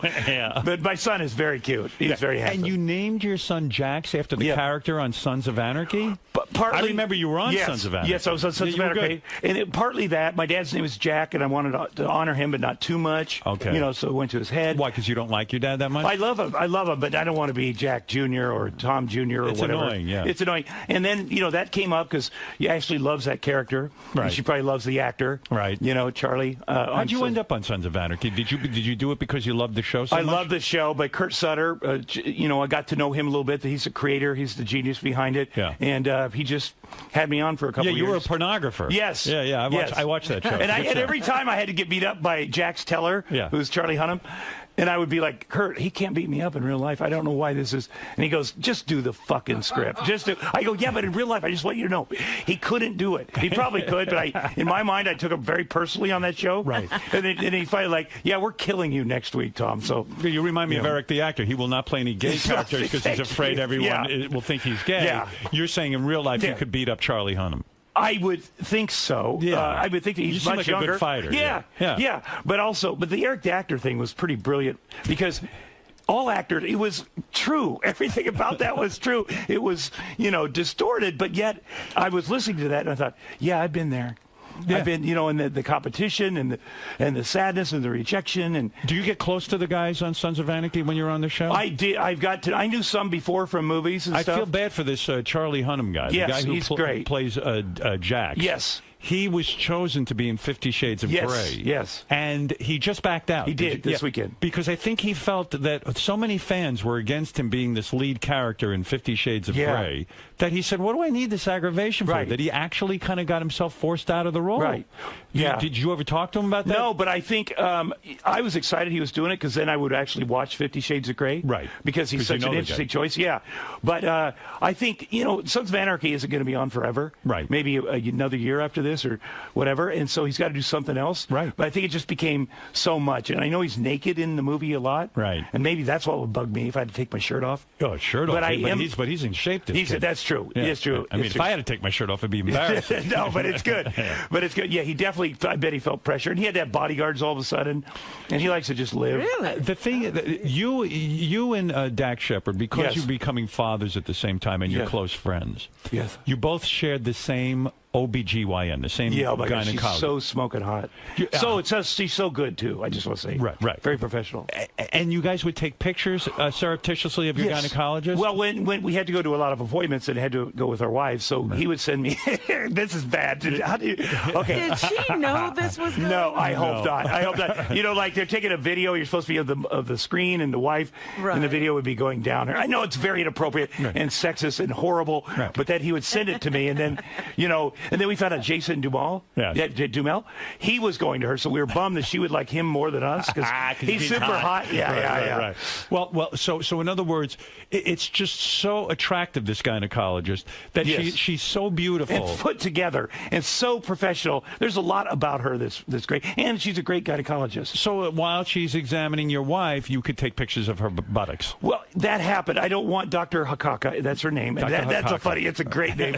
But she's like the best in the world. Right. I don't want to seem. My wife was very pissed off. Let's put it that way. That you and Dax were taking... very pissed off. Yes. I imagine so. That's so. You guys are there because it's a beautiful time between you and your wife. Yes. The baby is coming into the world soon, and you guys are taking pictures of the gynecologist's ass. Right. Oh my God. And she's just very smartly put together too. We took her whole outfit. Right. Like one day she wore these boots that go all the way up to the knee, and I thought, well, that's a great look. That's very, Oh yeah. So you captured it. Yeah, I captured that. And I understand you are still seeing the gynecologist even after your wife is not. I wish.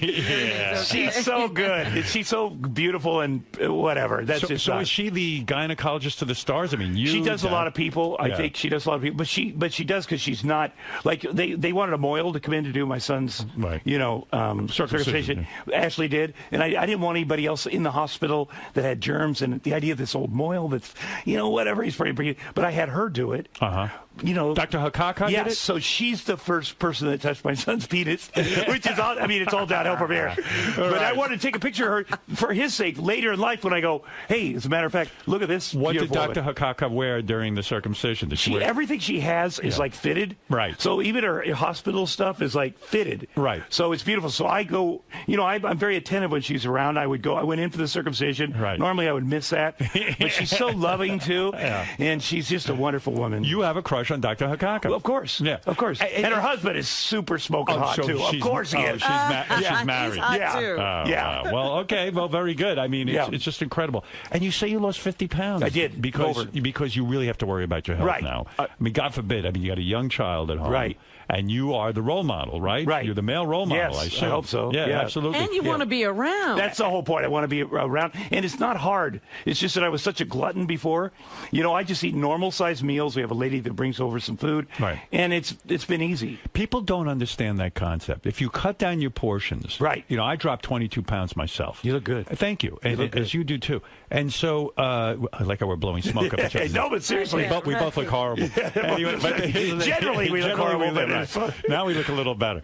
But what I'm saying is, people don't realize, because someone said to me, how'd you do it? How'd you do it? Right. I said, listen, I just ate a normal breakfast. Right. Sort of like a spa lunch. You know what I mean? Right. Some vegetables and some fish. And then for dinner, I eat whatever I want. Right. But, nothing crazy. Right. A portion. Right, exactly. Nobody gets that. Exactly. Right, and the weight will come off. One plate. Before I would eat 2 plates. Right. Load them all up. Me too. Get ready to go through there. But also, I think that bread was my thing. So just eliminating that. And I know you don't drink, but if you have 2 or 3 glasses of wine, right, you're going to pack on the pounds. It turns to sugar. That's right. I have one glass. If that. Right. Exactly. All right, it's Mr. crazy. Teetotaler. I mean, exactly. don't come down to me. I don't need rehab. Exactly. 3 times I wish a week. you did. That would be hilarious. What, if I was in rehab? Yeah, wouldn't that be great? I heard a story about you with rehab that you got to confirm or deny. Okay. The story was that you, I guess you were in some sort of chain letter, not chain letter, but an email with a lot of people that signed on to this group email. Right. Okay. And I don't know, you got mad in the email. Yes. And you lost your cool and you called somebody a fag. Right. And Elton John's husband was in the chain. And Elton John. And Elton John as well. And in the email where you called this guy a fag. They saw it, and they got so upset with you, and they were going to kick your ass. Yes, they were. Yeah.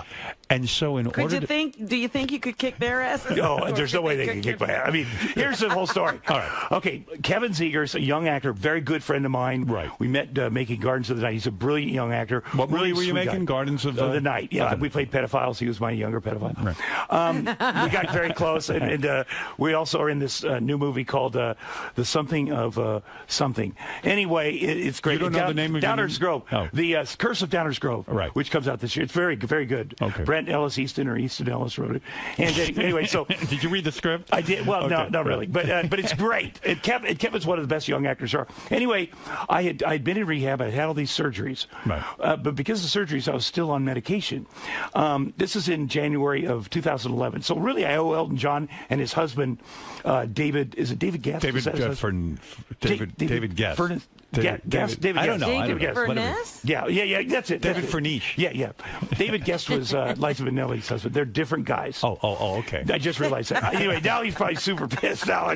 Okay. I don't even know his name. So go ahead. I'd been to rehab, but I still had to take medication because I had this open thing they were going to do surgery on, and I was funky. And I just got back from Hawaii, and I had to take sleeping pills. I had whatever, and I was funky. And so I'm on the internet, and it's Kevin Zegers. Somebody says we're planning a birthday party for Kevin. Do you want to be involved? I'm like, hell yes. And then we're back and forth on the internet. All of a sudden, Kevin comes on and says, listen, I love you, man. Like, very seriously, sincere. And I just wrote back, fag, in big letters, which I know is inappropriate. Right. But I apparently hit send all, or reply all.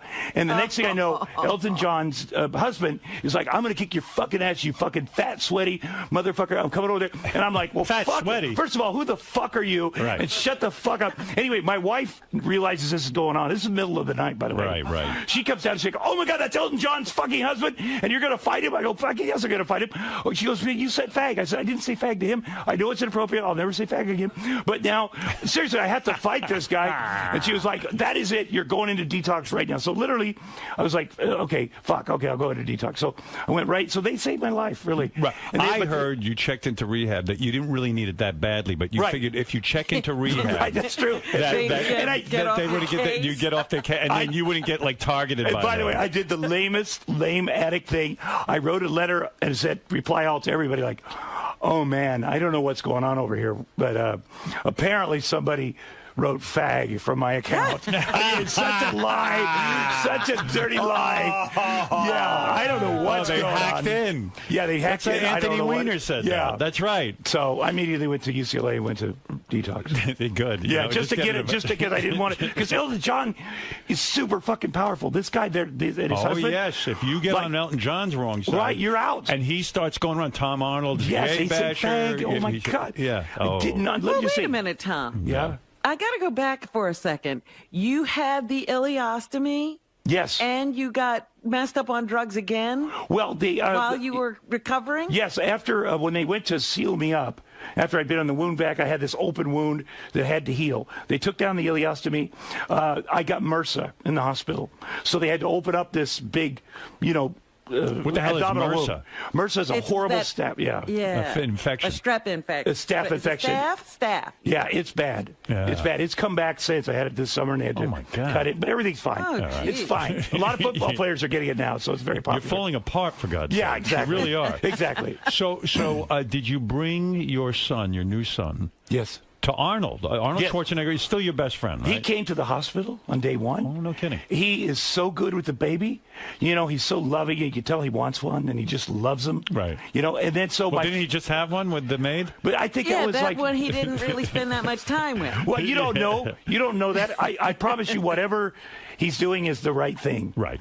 And so first of all, Ashley would never leave me alone with the baby. She gave me 2 hours one day. I'm with the baby. I'm watching his crib. I'm doing everything right. He's crying, but he's sort of frustrated. Right. Like his arms are up, like I'm frustrated with the world. And I just watched. I wanted to take it in. My son is frustrated. I get that. I'm taking it in, and all of a sudden I hear, "Pick him up." And I'm like, who the fuck is talking to me? She's like, "Pick him up." I go, "Where are you? Why? How do you see me?" She goes, "I'm watching the baby monitor. I'm at Neiman's. I pick him up." I go, "Why though?" So she's watching me in my house. So she's all afraid, the time. She's afraid to leave you alone with She was. Yeah, because you're not the best with kids. At first, I got very nervous. Right. And I would sweat. I would get nervous at night doing the night stuff, and she'd have to come down and to towel me down. Right. But now I'm very calm. So 2 weekends ago, right. I talked her into leaving the house for a weekend, which is the first time she's been away. Wow. She went down to Laguna, to the Montage, and I got the first trip, we went over to Arnold's. Right. I packed him up. I did all the stuff. I got Put him in the car seat. Call Arnold. I'm coming over. He goes, "Come over." You know, it had to be quick. And we pull up, and it's a bunch of bodybuilders are there that day. They're always there. A bunch of bodybuilders. At his house? Yeah, they hang around. They're in the front yard, which is unusual, with Rolf Mueller, who's about 6'8", 350, one of the biggest men in the world. Young bodybuilders. Younger than him. They all hang out with Arnold. Yeah, and they wear Speedo underwear. Not even Speedos. Yeah. But that's what they do. So wait, you ring the bell. You're there with your kid. Gate, yeah. You ring the gate. And then when you go into the house, like it's just a bunch of almost naked guys. They're actually outside, and they lead me in. Yeah. Yeah. And they're all pumping iron? They're pumping iron, and they're doing stuff. They're smoking stogies. In their underwear. Yeah. It's so fucking weird. Don't you think that's you know that's a weird scene. It seemed weird. That's a weird scene. It's a weird scene, but then I thought, well, maybe it's me that's weird.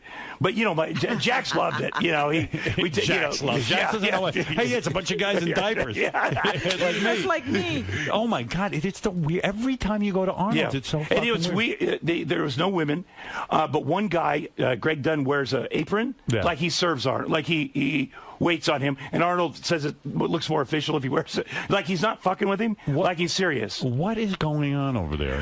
I think he's just trying to live the life, you know. That's what they do. The life of what? Of a bodybuilder? Of a king. You know. Do you feel like compelled to strip down to your underwear, like in a weird way, like you're the only guy wearing clothes? No, but he had also. And Arnold's in his underwear too. Well, no, Arnold he's got short. He doesn't have quite the short shorts. Right. And he just had I shouldn't say this, but a little hernia surgery. Oh. And so which I had too, the same thing. So we're comparing wounds, and but I didn't know that. And I threw Jax to him, and he's like, "Oh, you know, it's like what a motherfucker!" Good dude. It's like the world's strongest man can't even lift a kid anymore. Yeah, but he can't. But you could tell he was struggling, but he did it. Right. And he's in great shape, and he's filming action movies all over the fucking world. You know, I'm in the fucking Bulgaria with the goddamn wound. Yeah. You know, but he's fantastic, and you can see him with the kid, like he just loves it, and he gets his big meaty fingers on him, and he's bouncing him off the couch. I'm like, holy shit. What's he doing dating wise? Is he like over the whole Maria divorce and all that? I don't. You never bring it up?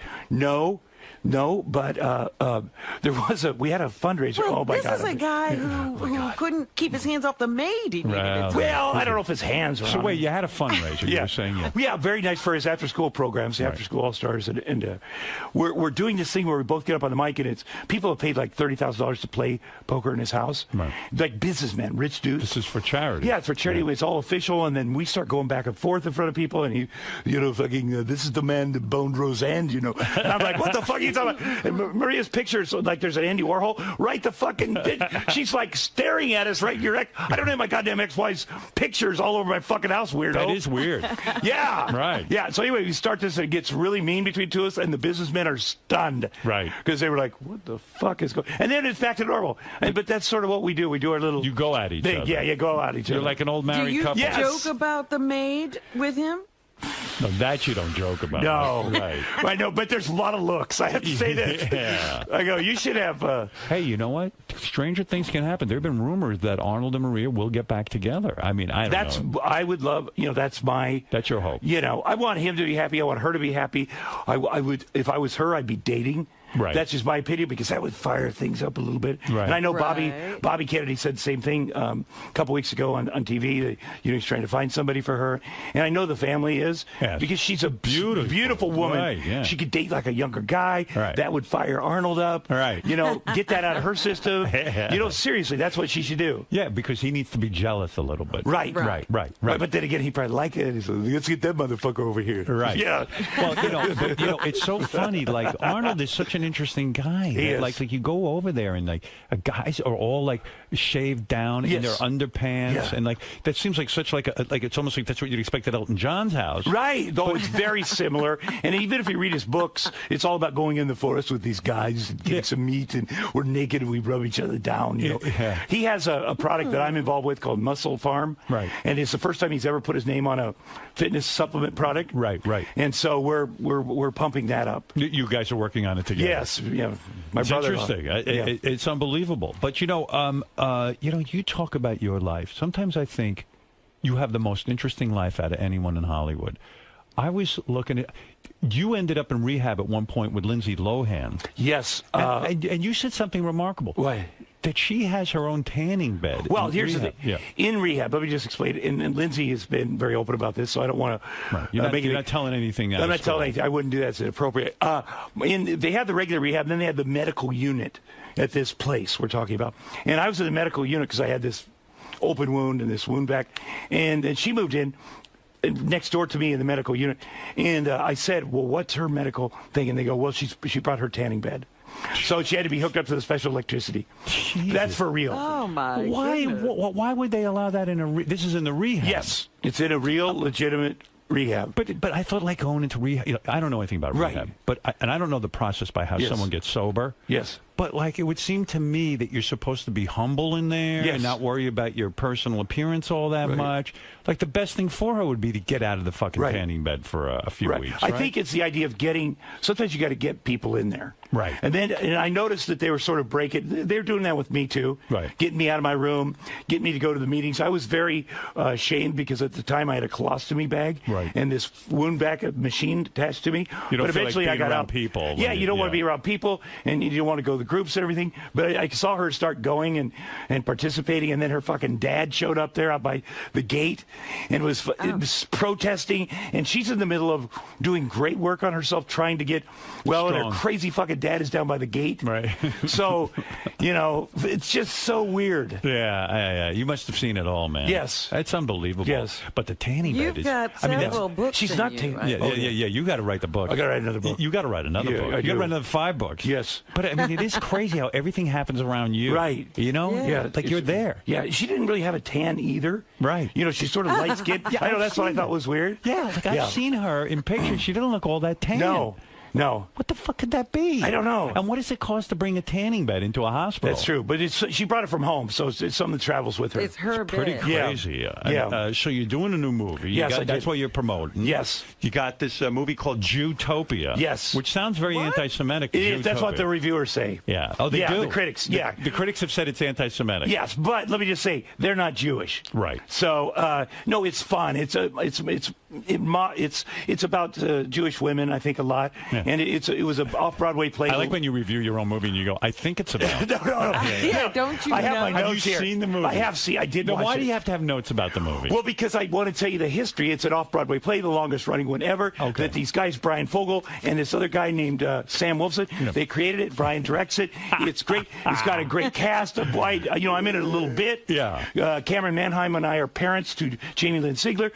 Cameron Mannheim plays your wife. Yes. Do you make love to her? I mean, I suppose off camera, but not on. But not on. I would. I would you know pay what? to see that. I find her very. There's something about her that's very not sexual, but she's the kind of gal that you feel like you could wrestle at any moment, and that's kind of sexual to me. Is it? I know. You got to be there. It's like Rhea Perlman. Many years ago, I did a movie with Rhea Perlman called Carpool, and one day she came up to me and started just tearing me a new asshole because I was late. Right. And she was like, and I was the star of the movie, and she was like, God damn it, I got to get on a plane, go see my kids, and she was just tearing me an asshole, and all of a sudden something struck me like, this woman is fucking sexy, man. There's something about her. Do you think that was Roseanne's appeal to you? Do you think why, in a way, you were so attracted to her because she's a large woman who was, like, very forceful and would boss the shit out of you? I don't think it was the size, although a lot of the women I grew up with are big. Yeah. Her confidence. The fact she would boss the shit out of anybody. It's not just me. Right. And she had total confidence in her body. Like, she was at the Miss Universe pageant performing, like, in the 80s. Yeah. And she came out on stage with a bikini on. Like, holy fuck. I know it looked terrible, but the fact that she had the balls to fucking do that. That turned you on. Well, I just was like, this, you know, it does turn you on. I mean, because your wife now is so demure. Yes, she is. You know, I see. Yeah, but she's tough. She breaks my balls. When you were trying to get her pregnant, wasn't she going to psychics and all that shit? Yes. Lighting candles? Yes. Did that drive you crazy? Because you know that's all bullshit. I know. Right? I know mean, it is. So what do you do when she starts doing all of that? You know, at first I fought it. But she was literally going to 9 different people and like this rabbi psychic and this whatever and this, and we had this room full of statues and candles. But then I thought, well, this is what she holds on to. This is like her AA. Right. You know, this is what calms her down. And so Mike Myers, I did a movie called Superbench, and Mike directed it. And it's about Chef Gordon. It's a documentary. It's great. And about last year he called me and said, I'm sending, and I hope this is appropriate. He said, stay on the phone with me for a minute. I'm sending you some green energy, and you're going to have a baby. And I thought, all this shit I've done with Ashley, I'll stay on the phone with Mike. Right. And so I sat there and I should have hung up. I kept saying, am I still getting it? Because it was a long pause. Right. He goes, just a second, a little more. And so I got it, and literally a week later we found out we were pregnant. So Mike Myers, green energy. You're on the phone with him. He says, I'm going to send you green energy. And I said, good, great. He goes, no, you have to stay on the phone. Is everyone in Hollywood crazy? Yeah. I mean, because to me, Mike Myers is such a brilliant comic and such an astute observer of humankind. And yet there he is in his personal life talking about green energy. I know, was but he it serious makes no or was sense. it a joke? Oh my God, was he serious? And you know what? I bought into it because it worked for him. My God. He's got, his life is way together now, Right. But I thought, well, I'll stay on the phone with him. Like how long? I didn't know when the green energy was done coming. And he's quiet when he's giving you green energy? Yeah, he's quiet, and I tried to get off. And he's like, no, we're not done. I go, okay, let me. How long were you on the line receiving green energy? Probably 6 long minutes. Quiet? Quiet, I know. And it was weird because I love Mike Myers, so I want to do what he wants me to do. Right. But I also want to receive the green energy. And so I was like, okay. And he's totally sincere. That's the thing. Yeah. So I don't want to, the fact that he took 6 minutes to send me green energy means a lot to me. Oh, and did you say to him, listen, Mike, no offense, but I've never heard of green energy. What is it? Well, I didn't want, I pretended I had because I don't want to seem stupid. Yeah, so I was like, yeah, I got the green energy. But a lot of people in Hollywood think that they're healers. And right. Like Travolta supposedly now with the Scientology, he thinks he's a healer. Right, but that's his in. That's like us guys. I'm good at back rubs or head scratches. Yeah. But he wants to get laid. Yeah. But it's also. But I have had men tell me that he has not had sex with, that he helped heal them. That really? Yes. That John Travolta. You think Travolta is saying he's a healer because he wants to get his hands on? Well, I think subconsciously we always do that. Right. I love John Travolta. But he's one of my heroes. Right, but maybe it's a messiah complex too. Right. Exactly. But it seems like everybody wants superpowers. I mean, Mike Myers doesn't have any green energy. He might. He might. I believe. Have you looked into green energy? No, I'm not even sure what it is. Yeah. But I tell you, do you want some green energy? I can give it to you. Exactly. But I made me feel like with Ashley, I could say I also did this crazy thing. Mike gave me green energy. Right. Well, so I'm participating. She went to psychics. Like she would go. And that's expensive. Very expensive, and you got to buy the candles, and there's certain candles for certain things, and then she gets her whole family involved. By the way, Jax doesn't look like any of these psychics, does he? No. Just a little bit, like one of them. I have to say that he does look so much like me, and I wouldn't have cared if he didn't. I heard that, yeah. But there would have been a moment where, and we were talking about this last night, I said, even if you had used somebody else's sperm, okay, even if you had, it would be okay, and you could tell me.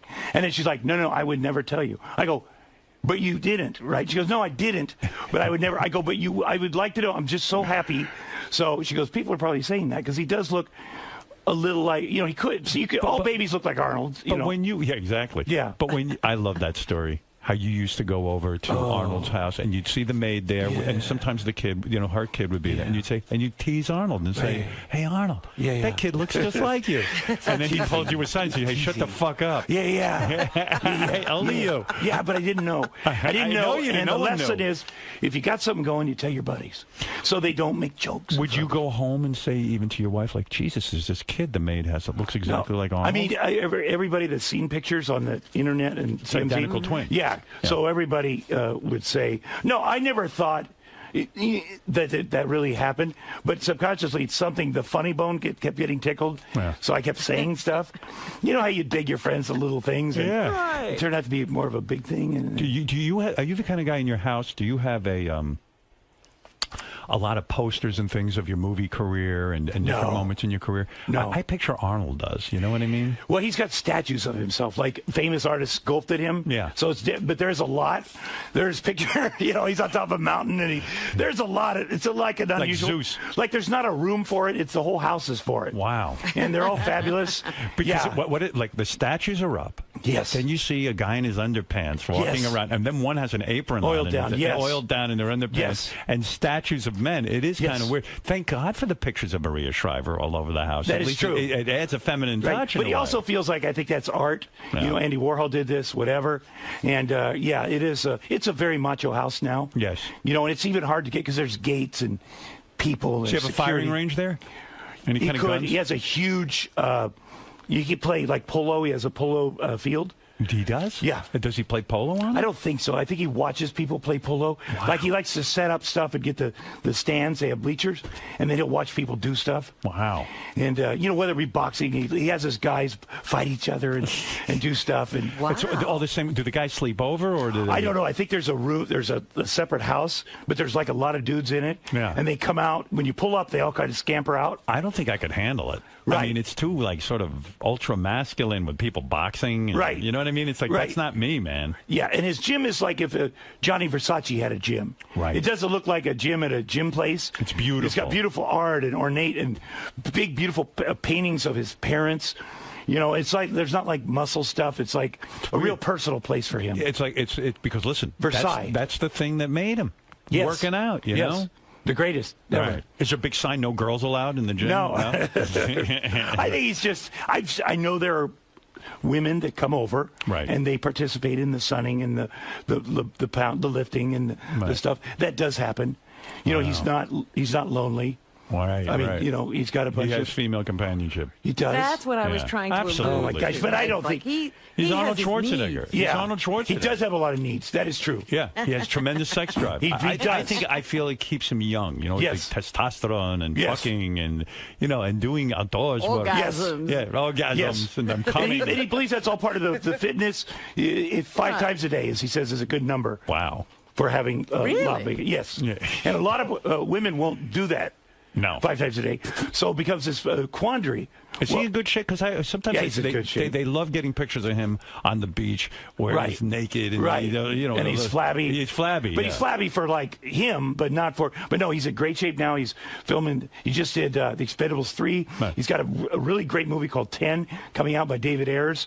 That did. Did he ever train you physically? Yeah. Well, the first time. When I first met him, we were doing True Lies. Right. He would have me come over, and then it got because he made so many comments in an appropriate way. Right. But him looking over my shoulder is like actually looking over my shoulder with the baby. Right. You get frustrated.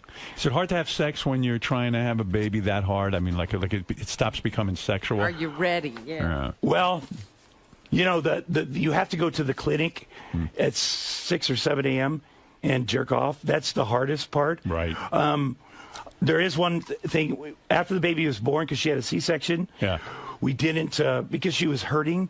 We didn't have lovemaking. Right. And then her dad had a stroke and then she had to take care of that. And then I had this wound and she wanted to make love because I had a staph infection. And so we realized on Friday that I was coming here, and we hadn't Made love since before the baby was born. You're talking 6 months, maybe, right? Yeah, over 6 months. Wow. And there's been a couple times I mentioned it, and it's when I had my wound, and she's like, "Get real, come on." Right. And she doesn't want to go near because she's afraid she can get the infection. Right, the staph infection, which is like whatever. Yeah, I don't even want to go near you. With no, I'm fine. It's all cured. But and she had the baby tested immediately, so she found out because she's freaking. But he's fine. So Friday night, I said we just have to. I'm going to be on Howard, and we have to do because I don't want to say I didn't make love to my. So we did it. It's like one of those deals. All right, let's do it. Right. She goes, "Oh, will I hurt you because of your abdomen?" I didn't. No, it's going to be fine. And the thing I realized is my wife is so fucking sexy. I forgot about that. Right. Like, usually when you just have to do it to have a baby, you have to think of other women. You forgot about her as a sexual person. She is smoking. I mean, I've seen her. She's hot. Yeah. And and I've been missing out on that. Right. But when you have to do it to make a baby, you have to think of all kinds of. You have to squint and pretend the swan on the wall is a vagina. Yeah. And you have to do all these weird things, and this was just for fucking sake. Yeah. This is for romance. Yeah. Yeah. It was probably nice. It was great. I did. My hips are a little.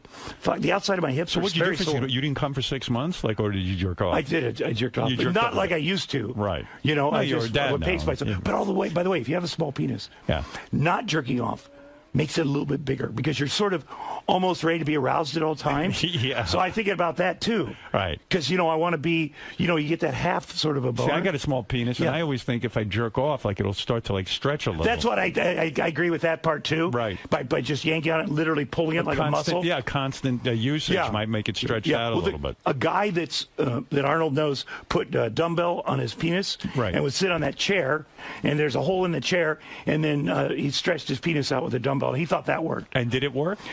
He ended up having a rupture in his penis, and he had to have a surgery. Yeah, people do crazy things. Yeah, it was a terrible thing. Oh my God! Did Arnold laugh at that? Yeah, he thought it was hilarious. He encouraged it.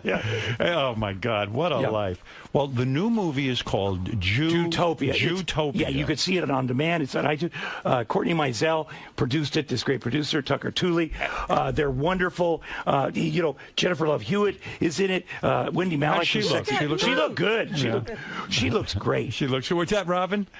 He's got notes. He doesn't remember. Well, I don't want to let anybody down. Andy Fickman. What is this, the Academy Awards? You actually wrote it. No, you can use your notes. Rita Wilson is in it. She's great. Tom Hanks' wife. That's right. Yeah. She doesn't even have to work, but she does, and she's funny. She loves it. And she's kind of nasty, too. I like it, yeah. Well, she says bad things to you? Well, there's something people just nasty sexy about her. Do you ever think it's you? Do you ever think it's like I always think it's me. I think you're the nicest guy, but maybe you're annoying or something. I try not to be. Right. And I go to those parties, and I'm like, oh, my God.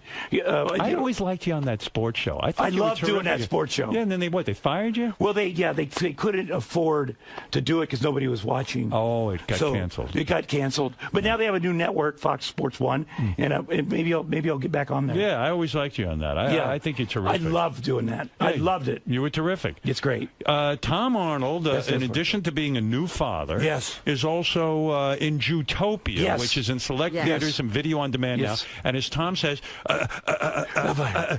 Jennifer Love Hewitt, cameraman, I'm very sexy, very, very powerful. Very sexy. Peter Stomari. I don't even know what he said. A lot of things were said. Yeah. Nicolette Sheridan is in it, I think. Nicolette Sheridan. Yes. Yeah. Oh, I used to. This movie, just get it.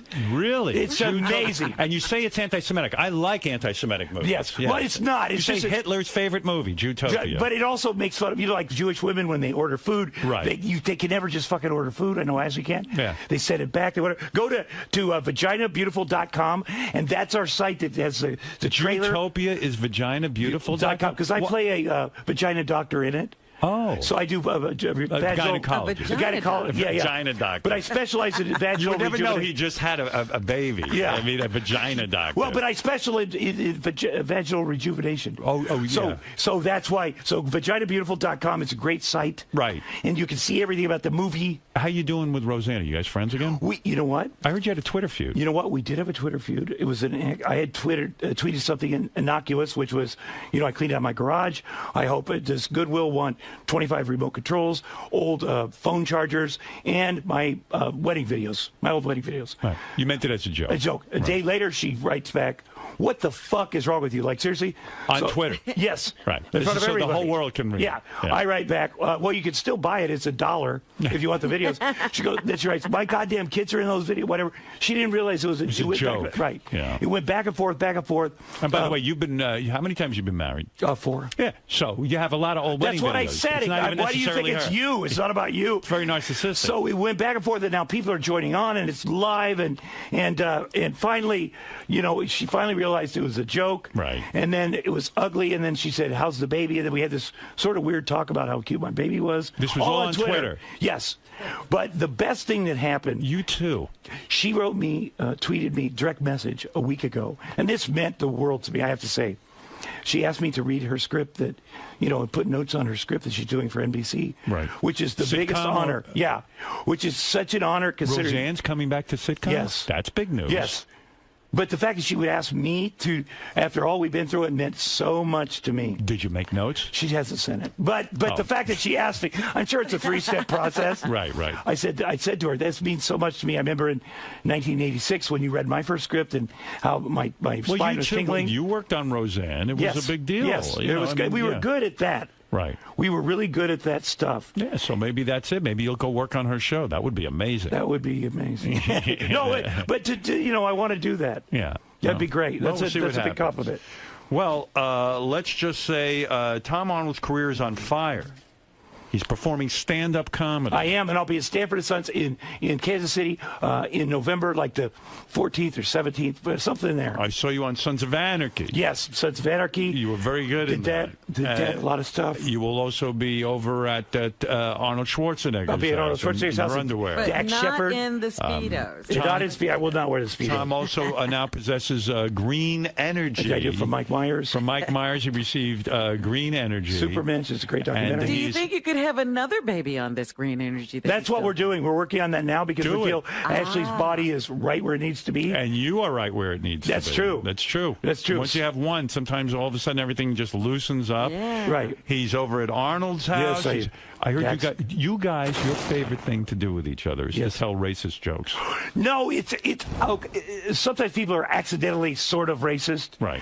We were doing a thing for Muscle Farm down at Muscle Beach last week, right. And we're making a speech about this is fantastic. It's the first time we've done these projects. And I said, tell me what it's like 40 years ago in front of the press. I said, you came here, you and Franco Colombo, this very spot. You started it all right here on this spot. He goes, we came to Muscle Beach. We did like 5 hours at Gould's and then 5 hours at World Gym. But we came here to get some sun for an hour, to get the sun, to get the tan. And, and there's a giant black bodybuilder next to him. And he goes, of course, you people don't have to worry about that. And it was live. I was like, that is so funny. Just the way he said, you people. Yeah, right. And then. He's funny. It's funny. And then the guy laughed. And then I thought, he gave me that look, that twinkle, like, we're going to keep this going. Right. Like we would in private. And I was like, oh my God, what is this in public? But he's got that twinkle in his eye because he's so funny. Right. And just sometimes, because even, Joe Weider created all these projects. He was Arnold's mentor. He gave Arnold his career. And Arnold speaking, I never had my own products before Muscle Farm because I promised Joe Weider for his whole life, I will never have my own products. Well, Joe is dead. yeah. I remember that. Joe Weider had an empire. He was, he did amazing things. He was a big backer. He backed Arnold. He did back Arnold. He just passed away recently. Well, sad. I could bullshit with you all day. Thank I'll tell you that. It's great fun. Tom Arnold, Jewtopia. He claims you should see this. It's so fun, and so many people worked on it, and it's been around for so long. Please check it out. Get on there. It's in select theaters. It's in select theaters and video on demand. Video, VOD, iTunes, all those different things that they have. Amazon. It's just great. How many notes do you have? I have these are all about Utopia. And there's one that says, do you have an assistant? Apologize to Elton John's husband. Right. Do you have an assistant? Because you should type those notes out. I do. I know. I will next time. Okay. I left them on the plane. I had them sort of organized. Right. And then I was on the plane last night and I left them. So do you want to take a look at them? Make sure you got that? Well, vaginabeautiful.com. I mean, that says it all. You could, And for more information, go to Jewtopiamovie.com. Oh, that's true. You could do that also. All right. Yes, but it's been great. And then, baby class. I don't need to talk about that. But anyway, I go to the baby classes with him, and that's so with fun. Who? With Jax. Oh, you do? That's why my wife Dax? No, Jax, my boy. Oh, just me and him. Oh, the two of you? Yeah. When we went Friday, I think that's why my wife and I made love because I'm sitting there. I'm the only guy, and there's these beautiful wives, and I'm not looking at them. Right. But they've all got their babies. I kind of do what they do, and we're all sitting. We're spread eagle on the mat. Right. You have to take your shoes off. And I accidentally looked at one of the beautiful wives.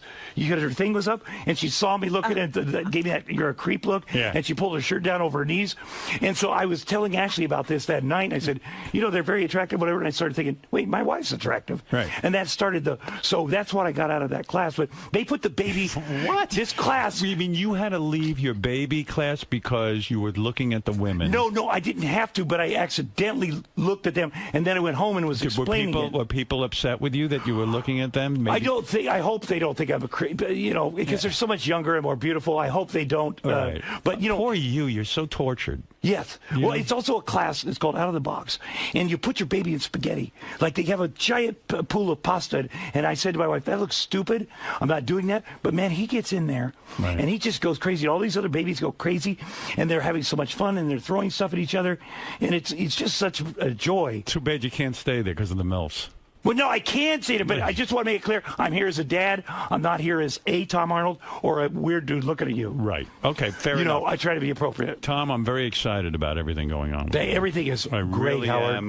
Jewtopia, I'm very excited about Oh, my seeing gosh, that. of course. You're going to love it. And please send me those pictures of Dr. Hakaka. Oh, my gosh, she's so beautiful. And she's a great doctor. Number one, she is a wonderful woman and doctor, and Dax has video, too. I love that you guys are taking pictures of the gynecologist. It does sound creepy now that we say it. Yeah, right. And I hope she's not offended, but she's certainly a great woman. You love her. Yes, she's, right. Oh, my gosh. All right, listen, you've said a lot. Yes. You've said a lot. It's been great. And I thank you for that. Thank you for having me. Eric, the actor, just wants to say a quick hello to you. He's a fan of yours. Oh, my gosh. Yes, Eric. Good morning. Good morning. I was wondering, is the big redneck vacation coming back on CMT? That's a good question, Eric. I don't know for sure if it's coming back. That's a show we had on CMT, and we had Riley Martin on it. Right, Remember that weird show? Yes. Oh, I don't know if it is. I hope so, but we'd love to have you on there. Yeah, as an actor, would you tell Eric that it's okay to play gay characters? 100%. I mean, I played pedophiles. Come on. That's taking it one step beyond. Explain to Eric that we know you're not a pedophile. Exactly. If you play one. Right, absolutely. And nobody thinks you are. I feel, Eric, I root for you. I want you to do well in this business. But playing a gay character it doesn't, you got to, you have to do it. I know Chuck Zito came to one of my shows recently and said, I would never play a gay character either. He won't. Well, he can't. He's got a whole image. That's true. He's like an action hero. But it would be great if he did. It would be great if Arnold did. Right. It would be great if Arnold played a Nazi. How great would that be? It would be fantastic. Because we know he's not a Nazi. Right. But yet people have said that because where he's from. He's sensitive. And he could win an Oscar. Right. A gay Nazi. Eric. Do you hear what Tom is saying? You need to do it. You need to do things that are not you. Do the hard things. You're not gay. Eric, what do you say to that? Are you inspired? I will take it into consideration. Wow. That's very nice, because I'd love to work with Eric. I'd love to see him as a gay. Well, we have a part for Eric if he would play gay. Yeah, okay. Yeah, I know. Well, maybe he'll do it now. But I thought you made the Jeff the Drunk the gay part. You worked it all out. It turned out that Jeff doesn't want to switch. No. Okay. Yeah. And I have to say a compliment to you, Paul McCartney. So wonderful, that interview. And you're such a fan, and I love that. I love that you could be a fan of somebody. Yes. Oh, please. I'm a fan of a lot of people. I know, but I know that. Yeah, no. And we're how can you not love Paul McCartney, right? No, I mean, he's unfucking believable. But then after he left, Robin started talking about a guy that put his dick in a toaster. Yes. And the way you segued into that and sort of rebooted, you went from, man, I love Paul McCartney, and he's so wonderful, he's here, and then that's the beauty of the show. We can tank at one thing, but then maybe come back on another. You know, it's something for everybody. Yeah, there really is. Like for a while, I was sincere, and then all of a sudden, it's about a guy and his dick and the toaster. It's pretty weird. And you were sincere talking about that too. You're wondering why did they do that? Why can't you be into both things? Right, exactly. Right, exactly. Equally. Exactly. All right, look. You've said a lot. Yes. Probably too much. Probably. I'm sure you've said something that somebody's upset about.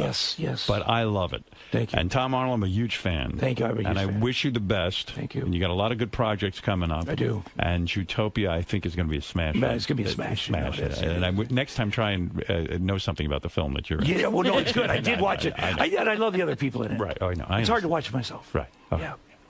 Yeah. All right. We'll be back. Thanks, Tom. Thank you for coming in. Thank you, everybody. We'll be back right after. And Eric, thank you. Thank you, Eric. Okay. Have a good day. Okay. Oh, my gosh. Oh, is he okay? He's okay. I'm going to work with him. I'll take it. You know what? He needs a 12-step meeting, just for whatever. Right. You know, I mean, he not that he has a problem. No, but you know, He's just got issues. He's got issues. Yeah, get him in there with the guys at Men's Stag. It's great. You know, tuck him up. Still haven't been drinking, huh? No. You don't think about it? No, I mean, I think about. I see people, you know, having a margarita once in a while and go, "What would that be like?" I cut way down, like a normal person. See, I can drink like it's not an issue for me because like now I just drink Perrier while everyone's drinking, and then I go, okay, I'll have a glass of wine. That's right. Well, Plus, I don't want to. Not an alcoholic. Yeah. Right. That's a big difference. Plus, I don't want to drink one. If I do something, I want to get fucked up. Right. No matter what it is, whether it be food or drugs or booze. So there's no point in. David Arquette went back to drinking. I saw that. What'd you think of that? Hey, listen. Whatever he does, I don't judge whatever works for him. Right. You know, and sometimes people have a problem with drugs, and then they stop everything. Right. And then later on down, they realize, well, I could have had just a beer, but I probably shouldn't do heroin. And I'm not, you know, it's better if you don't do anything. It's easier. Right. But you know, I'm going to have to tell my kid one day, Jax, listen, you're probably, you know, you might be an alcoholic just because your father is. Right. Here's what I was going through. I hope you're not. You know, I'm going to tell him about that. I'm going to tell him about the child abuse that I went through. I'm going to say. Don't you think that might scare him? Well, I want to talk to him about when people touch him, you know, like with me when I went into the you're the probably overly nervous about that. Yeah, but I also don't go into a dude's house and hang out and play games with a fucking adult. The guy with all the kids' toys, don't go to his house. If you want to play games, play with your dad. And if it hurts, he hurt you. Right. You know, because kids are like, well, did he hurt me? Did I whatever? If you let me decide if somebody hurt you. Well, this is a good discussion. That's a good discussion. I agree with that. Not when he's too young, you know, and not the drugs and alcohol when he's too young, but just to say, you know, be careful. Keep your eyes open. Right. Whatever. I think that's a wise thing. Yeah. You see the thing you're supposed to say is when you feel uncomfortable, you're uncomfortable. Come to me. Right. What if he says, Before well, anything I'm happens. uncomfortable with Tom? Well, that's the thing. Yeah. That's my Go to biggest, your mother. My biggest fear is that he's not going to like me. You know. Listen, Tom, he probably won't. But so That's what? true. Who cares? That's true. Odds are they don't That's like true. you. I had one moment where last week he was on the bed with me, and the dog was on the bed. This little dog, and I saw him slowly reach over to the dog's face, and the dog snapped him. Right. And it didn't break its blood or anything, but he looked at me before he started crying, like, "What the fuck? You're supposed to protect me." Right. And then he started crying, and that broke my fucking heart because I am supposed to protect him. Right. Well, so you know, like, your father can't protect you from everything. Right. That's what also you can't live up to that expectation. Right. Are you in therapy so that you'll learn to be a better father? Oh yeah. You are, of course. Yeah, I'm doing all that stuff. How many times a week are you doing that? Oh no, just once. I figure 5, 6, 7 Yeah. times. Well, we've had therapists, we've had people in the house giving us seminars. So yeah. Sounds like around the clock meetings going on. Yeah, a lot of lessons. A lot of lessons. The Sleepy Time people have been over, and then the lady from the Spaghetti What is Bowl. Sleepy Time? Is that? That's I think that's the name of it. They're very famous baby sleeping people, and they teach you how to put your kid to bed. Yeah. Because a lot of people don't know how to do it. It's horrible. I know. Letting the kid cry. That's tough. It is the worst thing in the world. But you do it. You do it for 5 minutes, and then 10 minutes, and then the kid learns how to go to sleep. Hopefully, yeah. A lot of people don't have the inner strength for that. Right. It's brutal.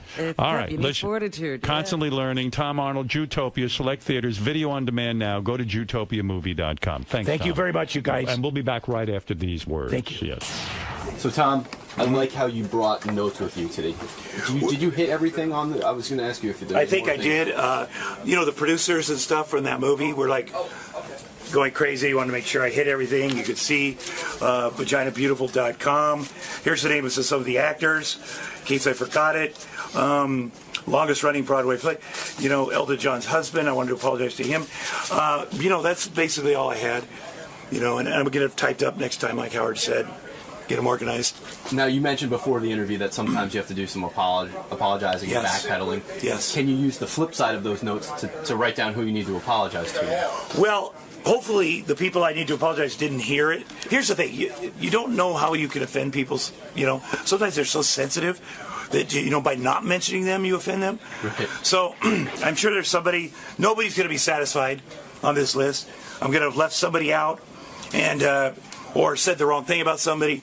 I'm sure Arnold will be totally cool. You know, the problem with Arnold is every time you mention him, then you mention the old stuff. Howard mentions the old stuff.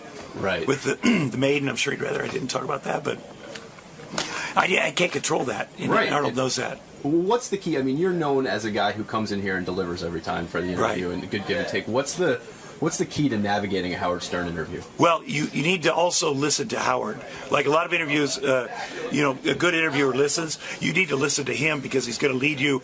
And if it gets boring, he's going to take you somewhere good. And just trust that he knows where he's going. And you have to be honest. And even if it makes you look stupid, or you in your mind look stupid, if you come in here and say, I'm going to look super cool, that's not going to happen. So it's an entertainment show. You're going to be entertaining, which is the best thing. You have to think of it almost as a dance and let him lead. Right. But you got to be. He leaves you spaces.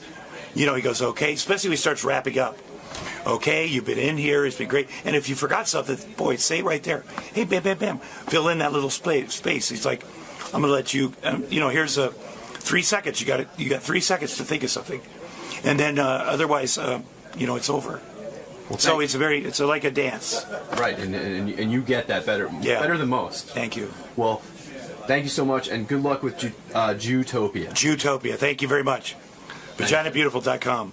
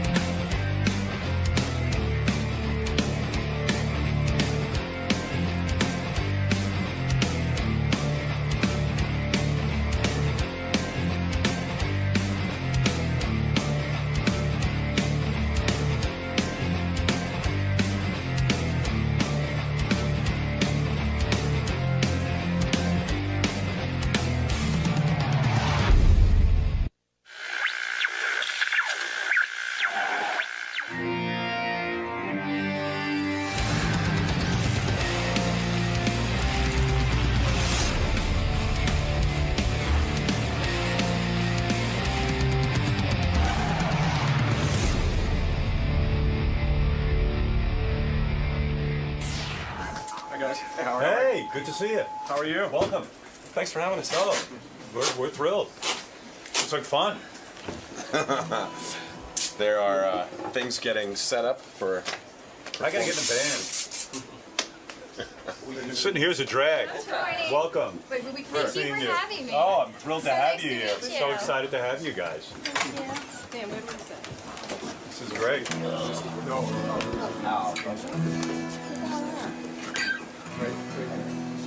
You guys want to try this from the top, or do you want to hear your levels?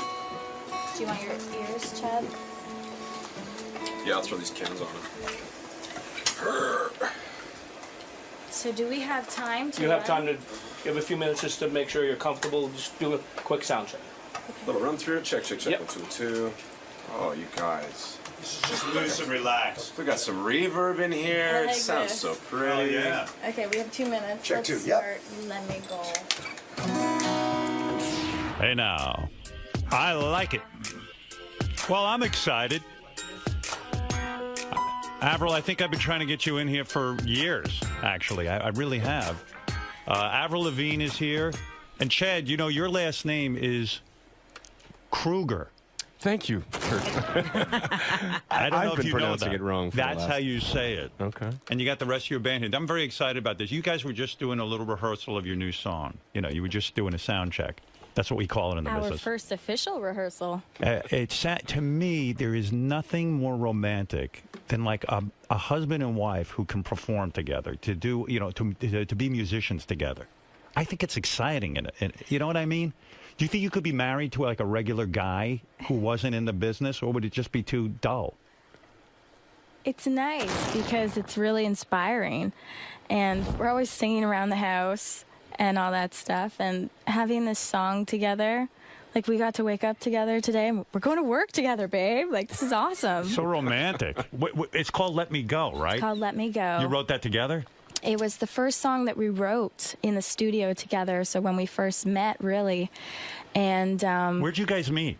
Like, we met like in Canada at the award shows and stuff like that. Like, that's where it all goes down. Much music, but everything really, happens at the award show. Everything happens at award show. Like Russell Brand hooked up with Katy Perry at an award show. God. It just works that way, right? I hope it doesn't turn out that way. You guys will do better. Don't worry. We really met though, like in the studio. Like we shook hands. We were like, "Hey, nice to meet you." Oh, you mean it was sort of arranged that you guys would work together? Like somebody put that together? Yeah, it was cool. My new manager, Larry Rudolph, we sat down and took a meeting, and he was like, before this record started, and he was like, "Hey, what do you think about working with Chad Kroeger?" And I was like, "Oh, that's a really good idea. Like, I like that. That feels cool. Like, he plays guitar. He does what I do. He's, he's in a band." And it's almost inevitable, though, that you'll fall in love. Like writing a song together, you're working together, you're both like writing hit records. I mean, what could be a more romantic situation? I'm not gonna lie, I kind of had a feeling. Yeah, right. Yeah, you're probably like, yeah, okay, he's pretty cute. I won't let her go and do a movie. I'm like, movies are the biggest aphrodisiac on the planet. When I did my movie, I was in love with everybody, like guys, girls, everyone. I mean, it was just crazy because it's such a. There's nothing like it in the world. Everyone's catering to you. It's a sick environment. It will ruin a marriage, I think. Unlike this setting for you. Well, yeah, this isn't that exciting.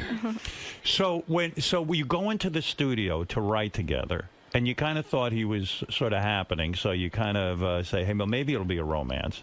You sit down to write this. How long does it take you on your first meeting to write Let Me Go? Or is that not the first song? We wrote Let Me Go the very first day. And we weren't together. And then throughout the process, later on down the road, we started dating. And when we came back to this song, it was sort of strange for us because Let Me Go is almost like a departure, a bit of a breakup song. So we put a twist on the end. Yeah. And so we're together in the end. And Chad, you're doing the whole rock star thing. Like, is it hard to settle down with one woman? Seriously, when you got that whole situation going. The situation. Well, yeah. I mean, was it a big decision for you to get married, or just a no-brainer? That just felt like a no-brainer. No-brainer. Yeah, I had no intention of ever getting married, and then I met Blondie. Yeah. And Avril, weren't you burned out on relationships and dudes? I mean, like one. That's very insightful. Yeah. I was. Right. I was kind of numb. I was like single for the first time, and I was moving to France, and I was like, woo! And yeah, like I ruined all of that. I ruined all of that. Yeah, what happened to the move? What happened to the plan? I was actually pissed off when you were dating that Jenner kid because I was like, that kid gets everything handed to him in life because his father's famous and all that. And then he gets you. And I was like, that just pisses me off. I don't know. I get angry about stuff like that. I literally got angry. Were you angry about that? I hope that was a mistake. I swear to God. He shouldn't have gotten you. That's the way I feel about it. So you go in the studio and you start working together. You start writing this song together. How long does it take to write a song like this? Well, this song really just happened in one day, and we got together. Our first session was a week long, and we were with David Hodges. So the three of us, we were a tripod, and we went in and we were just like, let's just write music. And we sat around with acoustic guitars and the piano, and we just created, and it was amazing. It was like the best week of my life. I just wrapped my world tour. Right. And I had also gone through like other stuff in my personal life, and I had sold my house in LA, so I was like free. And just to come back to music, it was really inspiring, and to be working with L.A. Reid again, and then meeting Chad. L.A. Reid's the guy who first signed you, right? He discovered me here in New York when I was 15 years old. 15 years old. Yeah. This is unbelievable to me. What were you doing? How old were you when you started playing music? I mean, when you just first sort of kind of realized this is what you wanted to do. You could sing and I started write and singing all that on stuff. stage when I was 7. 7 years old. And I was in theater, and although I'm a shy person, I wanted to be up on stage and acting and singing and stuff like that. And then I came out to New York when I was 15. And wait a second. When you're 7 years old, you go up on the stage. And where do you do that? At my church. Basically, my mom, when I was 2, she said I came home from church singing, like, Jesus Loves Me, like the whole song, and she knew that I was going to be a singer. So my mom really pushed to, you know, like, my daughter can sing because she sang in the church cantata and this and that. And so I got up on stage at 7 years old in church, and I remember, like, walking off stage and, like, everyone in the church, like, the older people and everybody coming up to me and being like, you know, you're an old soul. And I was like, what the fuck does that mean? Like, but what did they say? You're an old soul? Yeah, soul. As soon as anyone can do anything good, they're an old soul. I've noticed that with kids. I didn't know what it meant, but I just had this feeling inside of me, like, I just really want to sing, and I didn't really know what was possible. Because it's a weird thing to be that young and to know what you want to do. You know, when you think about it, maybe the old soul thing is true. It's like, where does that come from? Was your mom pushing you into a career? No. You never felt that anger or anything like that? No, Mom was just, like, going to the people in the church being like, you know, she really wants to sing. Could she have an opportunity this year? And they were always like, no, she's too young. And then finally, when I was 7, I got up on stage, and it was awesome. You loved it? And I was nervous for the first time, like, being on stage. Oh, what did you sing? I sang a Christmas song, Near to the Heart of God. I sang. That was one.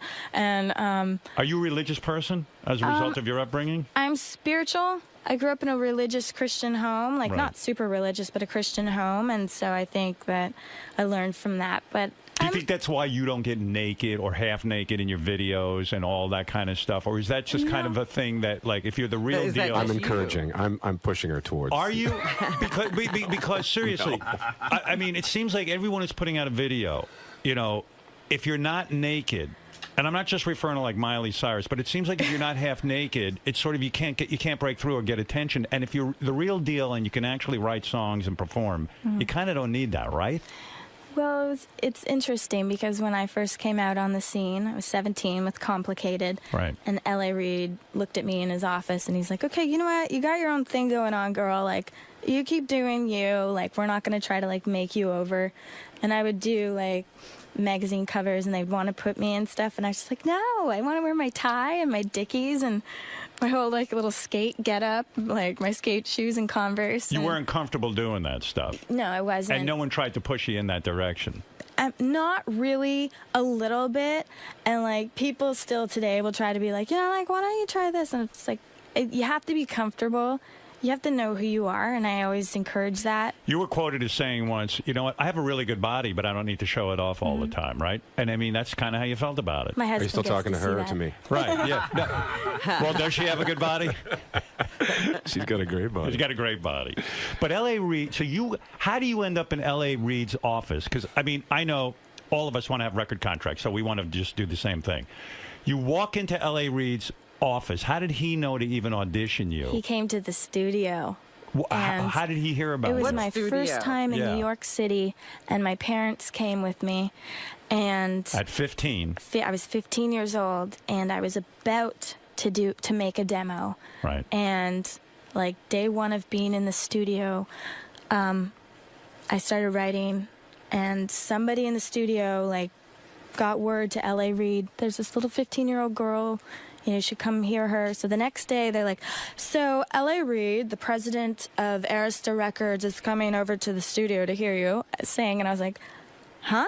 I was like, what's it? Wow, okay, cool. I didn't know who he was. Were you nervous or you don't care because you're 15 and you don't even know what that means? I was always really comfortable. It was literally like, chair, Avril, sit down, now sing for this man. Wow. And I sang for him, in front of him, and he said, I was just having such a bad day, and, like, this is like the sunlight coming in. And I was like, and he signed you that day, didn't he? I was signed on the spot. Like, it was crazy. And it was crazy money. You were 15. Didn't they give you like $1.5 million to sign?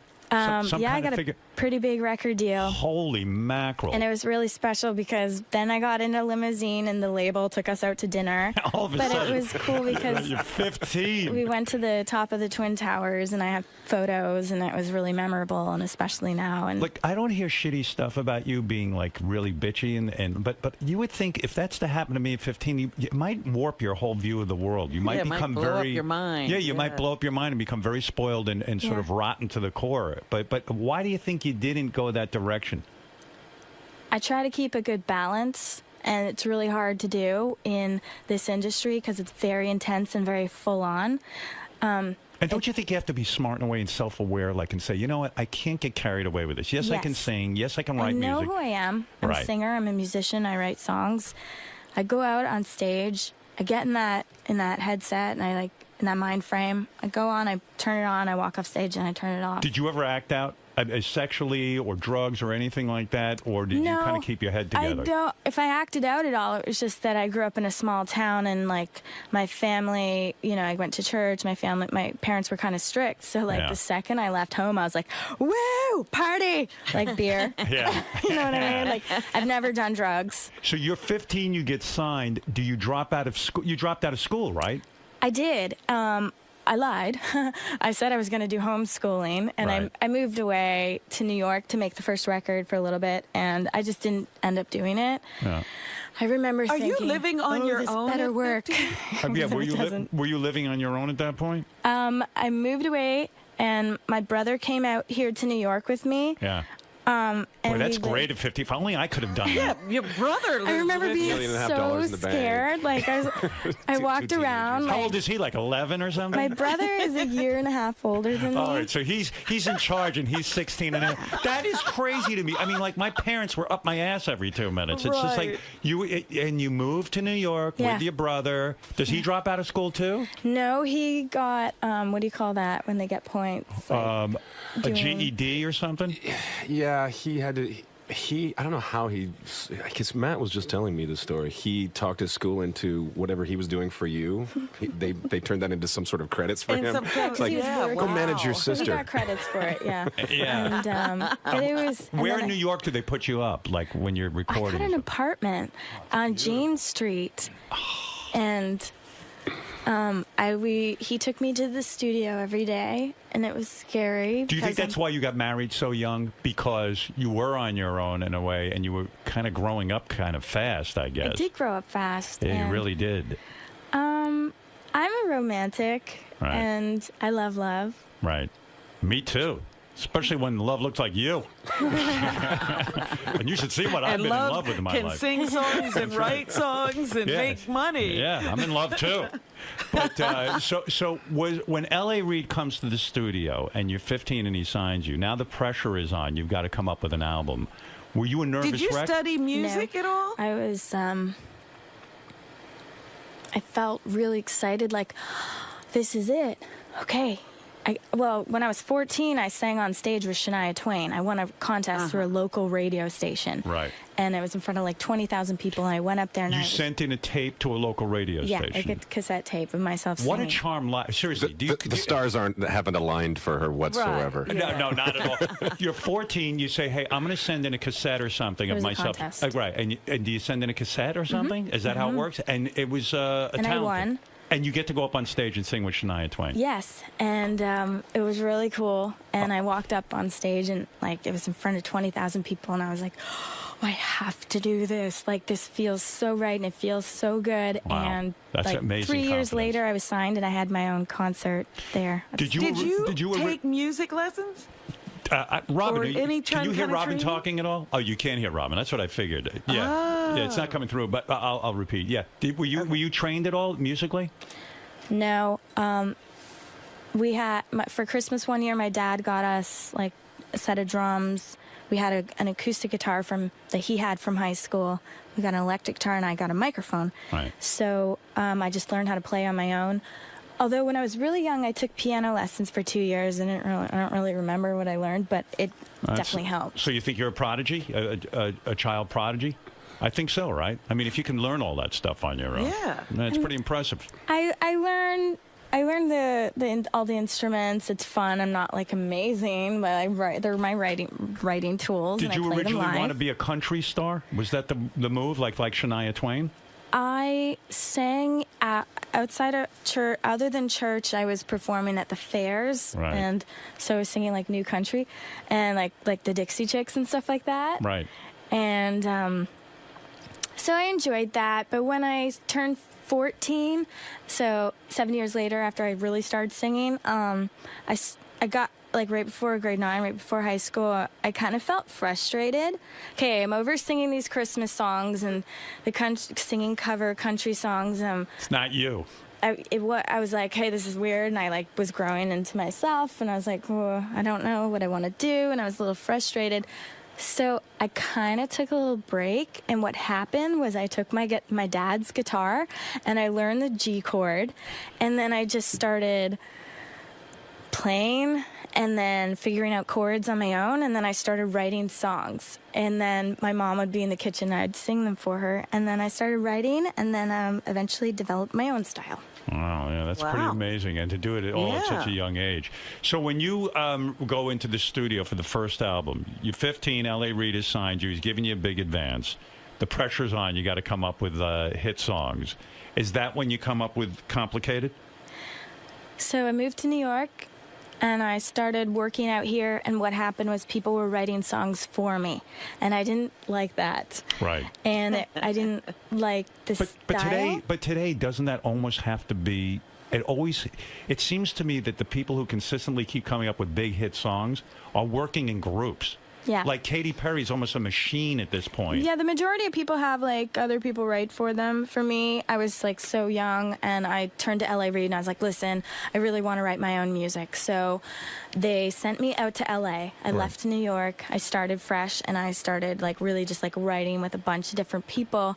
And so I spent a year making the very first record, and the songs that got used on it were the songs that I did in the last 2 months of making that record. And you probably wrote them really quickly. Yeah. Yeah. Was Complicated one of the first ones you wrote for that? Out in LA, yes. How long did it take you to write Complicated? Complicated happened like immediate, like in a day. Like anything that's been successful for me has pretty much been just like really quick. Well, where does a song like Complicated come to you? Are you just like in the shower somewhere? So I got together with a group called The Matrix. So Lauren Christie and I sat in the backyard around some orange trees. I was like, oh my God, there's oranges growing off these trees. And we had a blanket, and we just would write lyrics to like Skater Boy, and we'd talk about stuff, and like we were just two chicks bonding, and so like we would go through all the lyrics together for Complicated.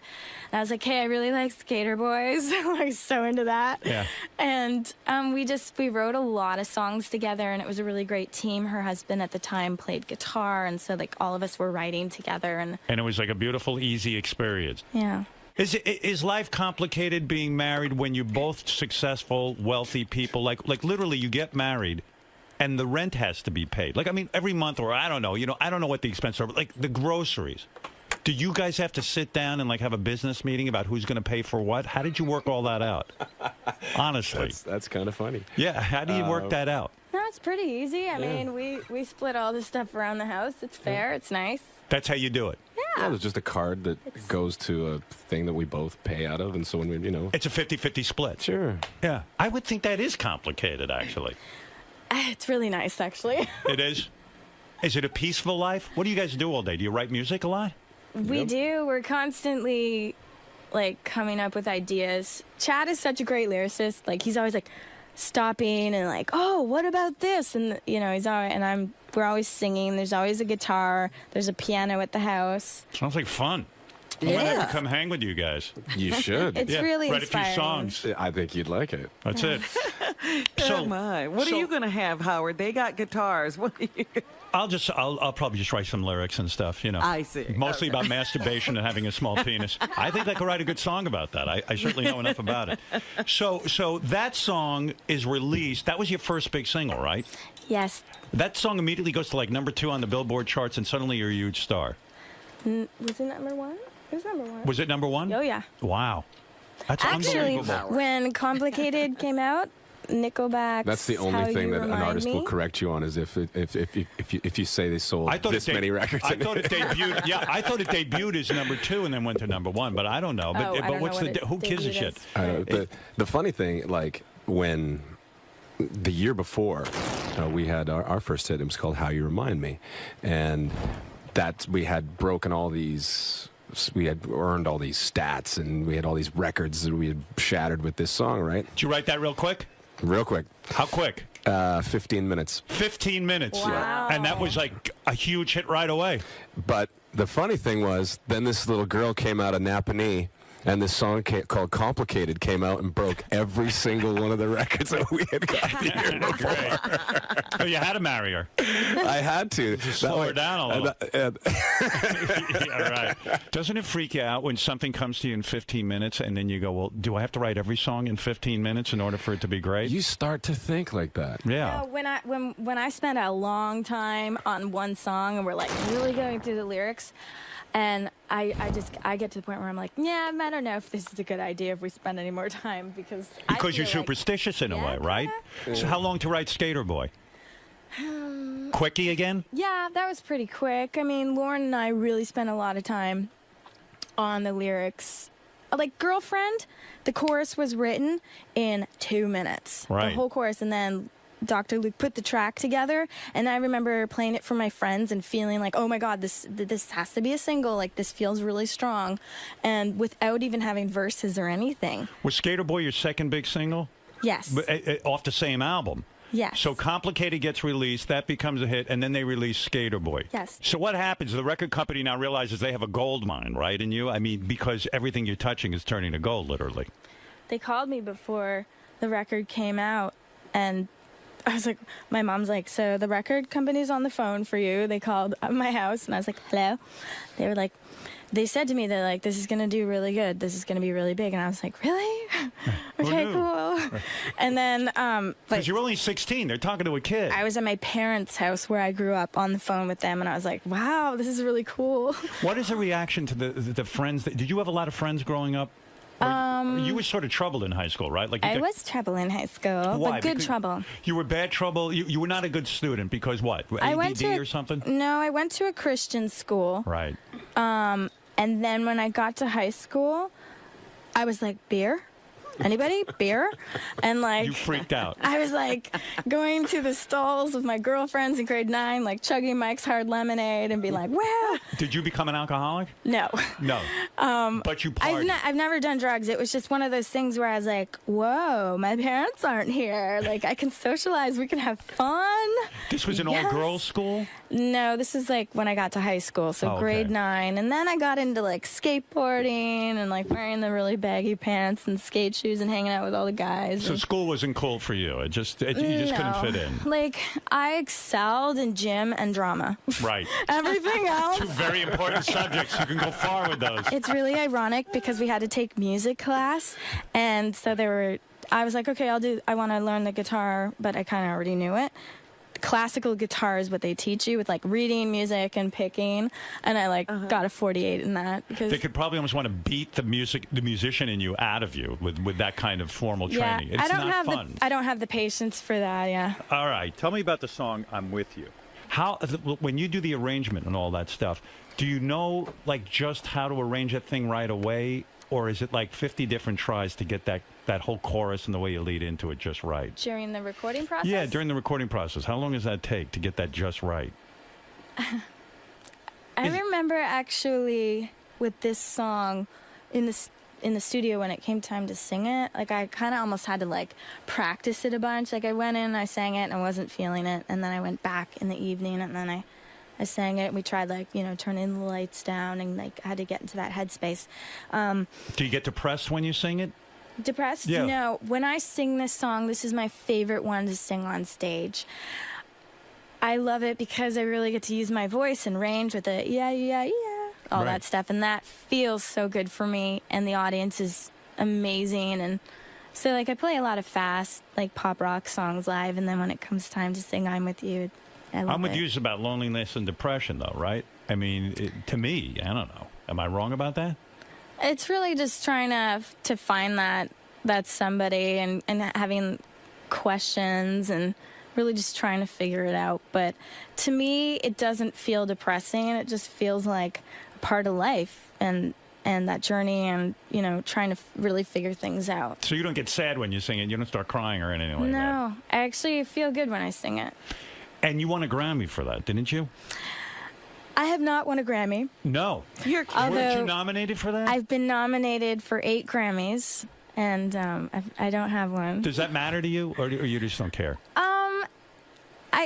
I'd be lying if I would say it didn't matter. But like the other day when we were at home, it was kind of cool. There's got to be one on eBay somewhere. I'll get one. I was just thinking that, right? I was actually, because we got a new house and stuff, and we're like organizing. I was organizing like all my awards, and I was looking at them, and I was like, I've got a lot of Junos, a lot of VMAs. She's got Moon Man and Moon Man. What's the gold one? The World Music Awards. The World Music Awards. You've got a bunch. And I was like, okay, it's in front of my desk. I'm like, okay, I need a Grammy. Well, the Grammys, I guess, still are the sort of the pinnacle, right? Yeah, and when you get nominated, you get like a big plaque for the wall that has like a little mini plastic Grammy sitting in it. It just doesn't do it. The nomination isn't good enough. It's awesome because I have that award and you have that award, and it says like everyone who was nominated that year, and like there's like a Nickelback and then Avril Lavigne, and like we both have the same one. So I'm like, yeah. I like that you say that you would, like you have a special place for your awards, because it seems like the cool thing to say is I took them and threw them in the bathroom or something, and it doesn't matter to me. But it does matter, right? I mean, it is nice to be acknowledged. It's really nice. It's nice to see. We don't put them all around the house. We like either put them in the pool table room or like the office or like the basement, right? Like that kind of thing, or the studio. But it's really nice, yeah. Why not? I mean, it would be nice. Who beat you out? Was it all like Nora Jones, right? Yeah. I remember I was up for Best New Artist, and then Nora Jones got it, and I don't remember the other ones. But my first record, I was nominated for 5, and then.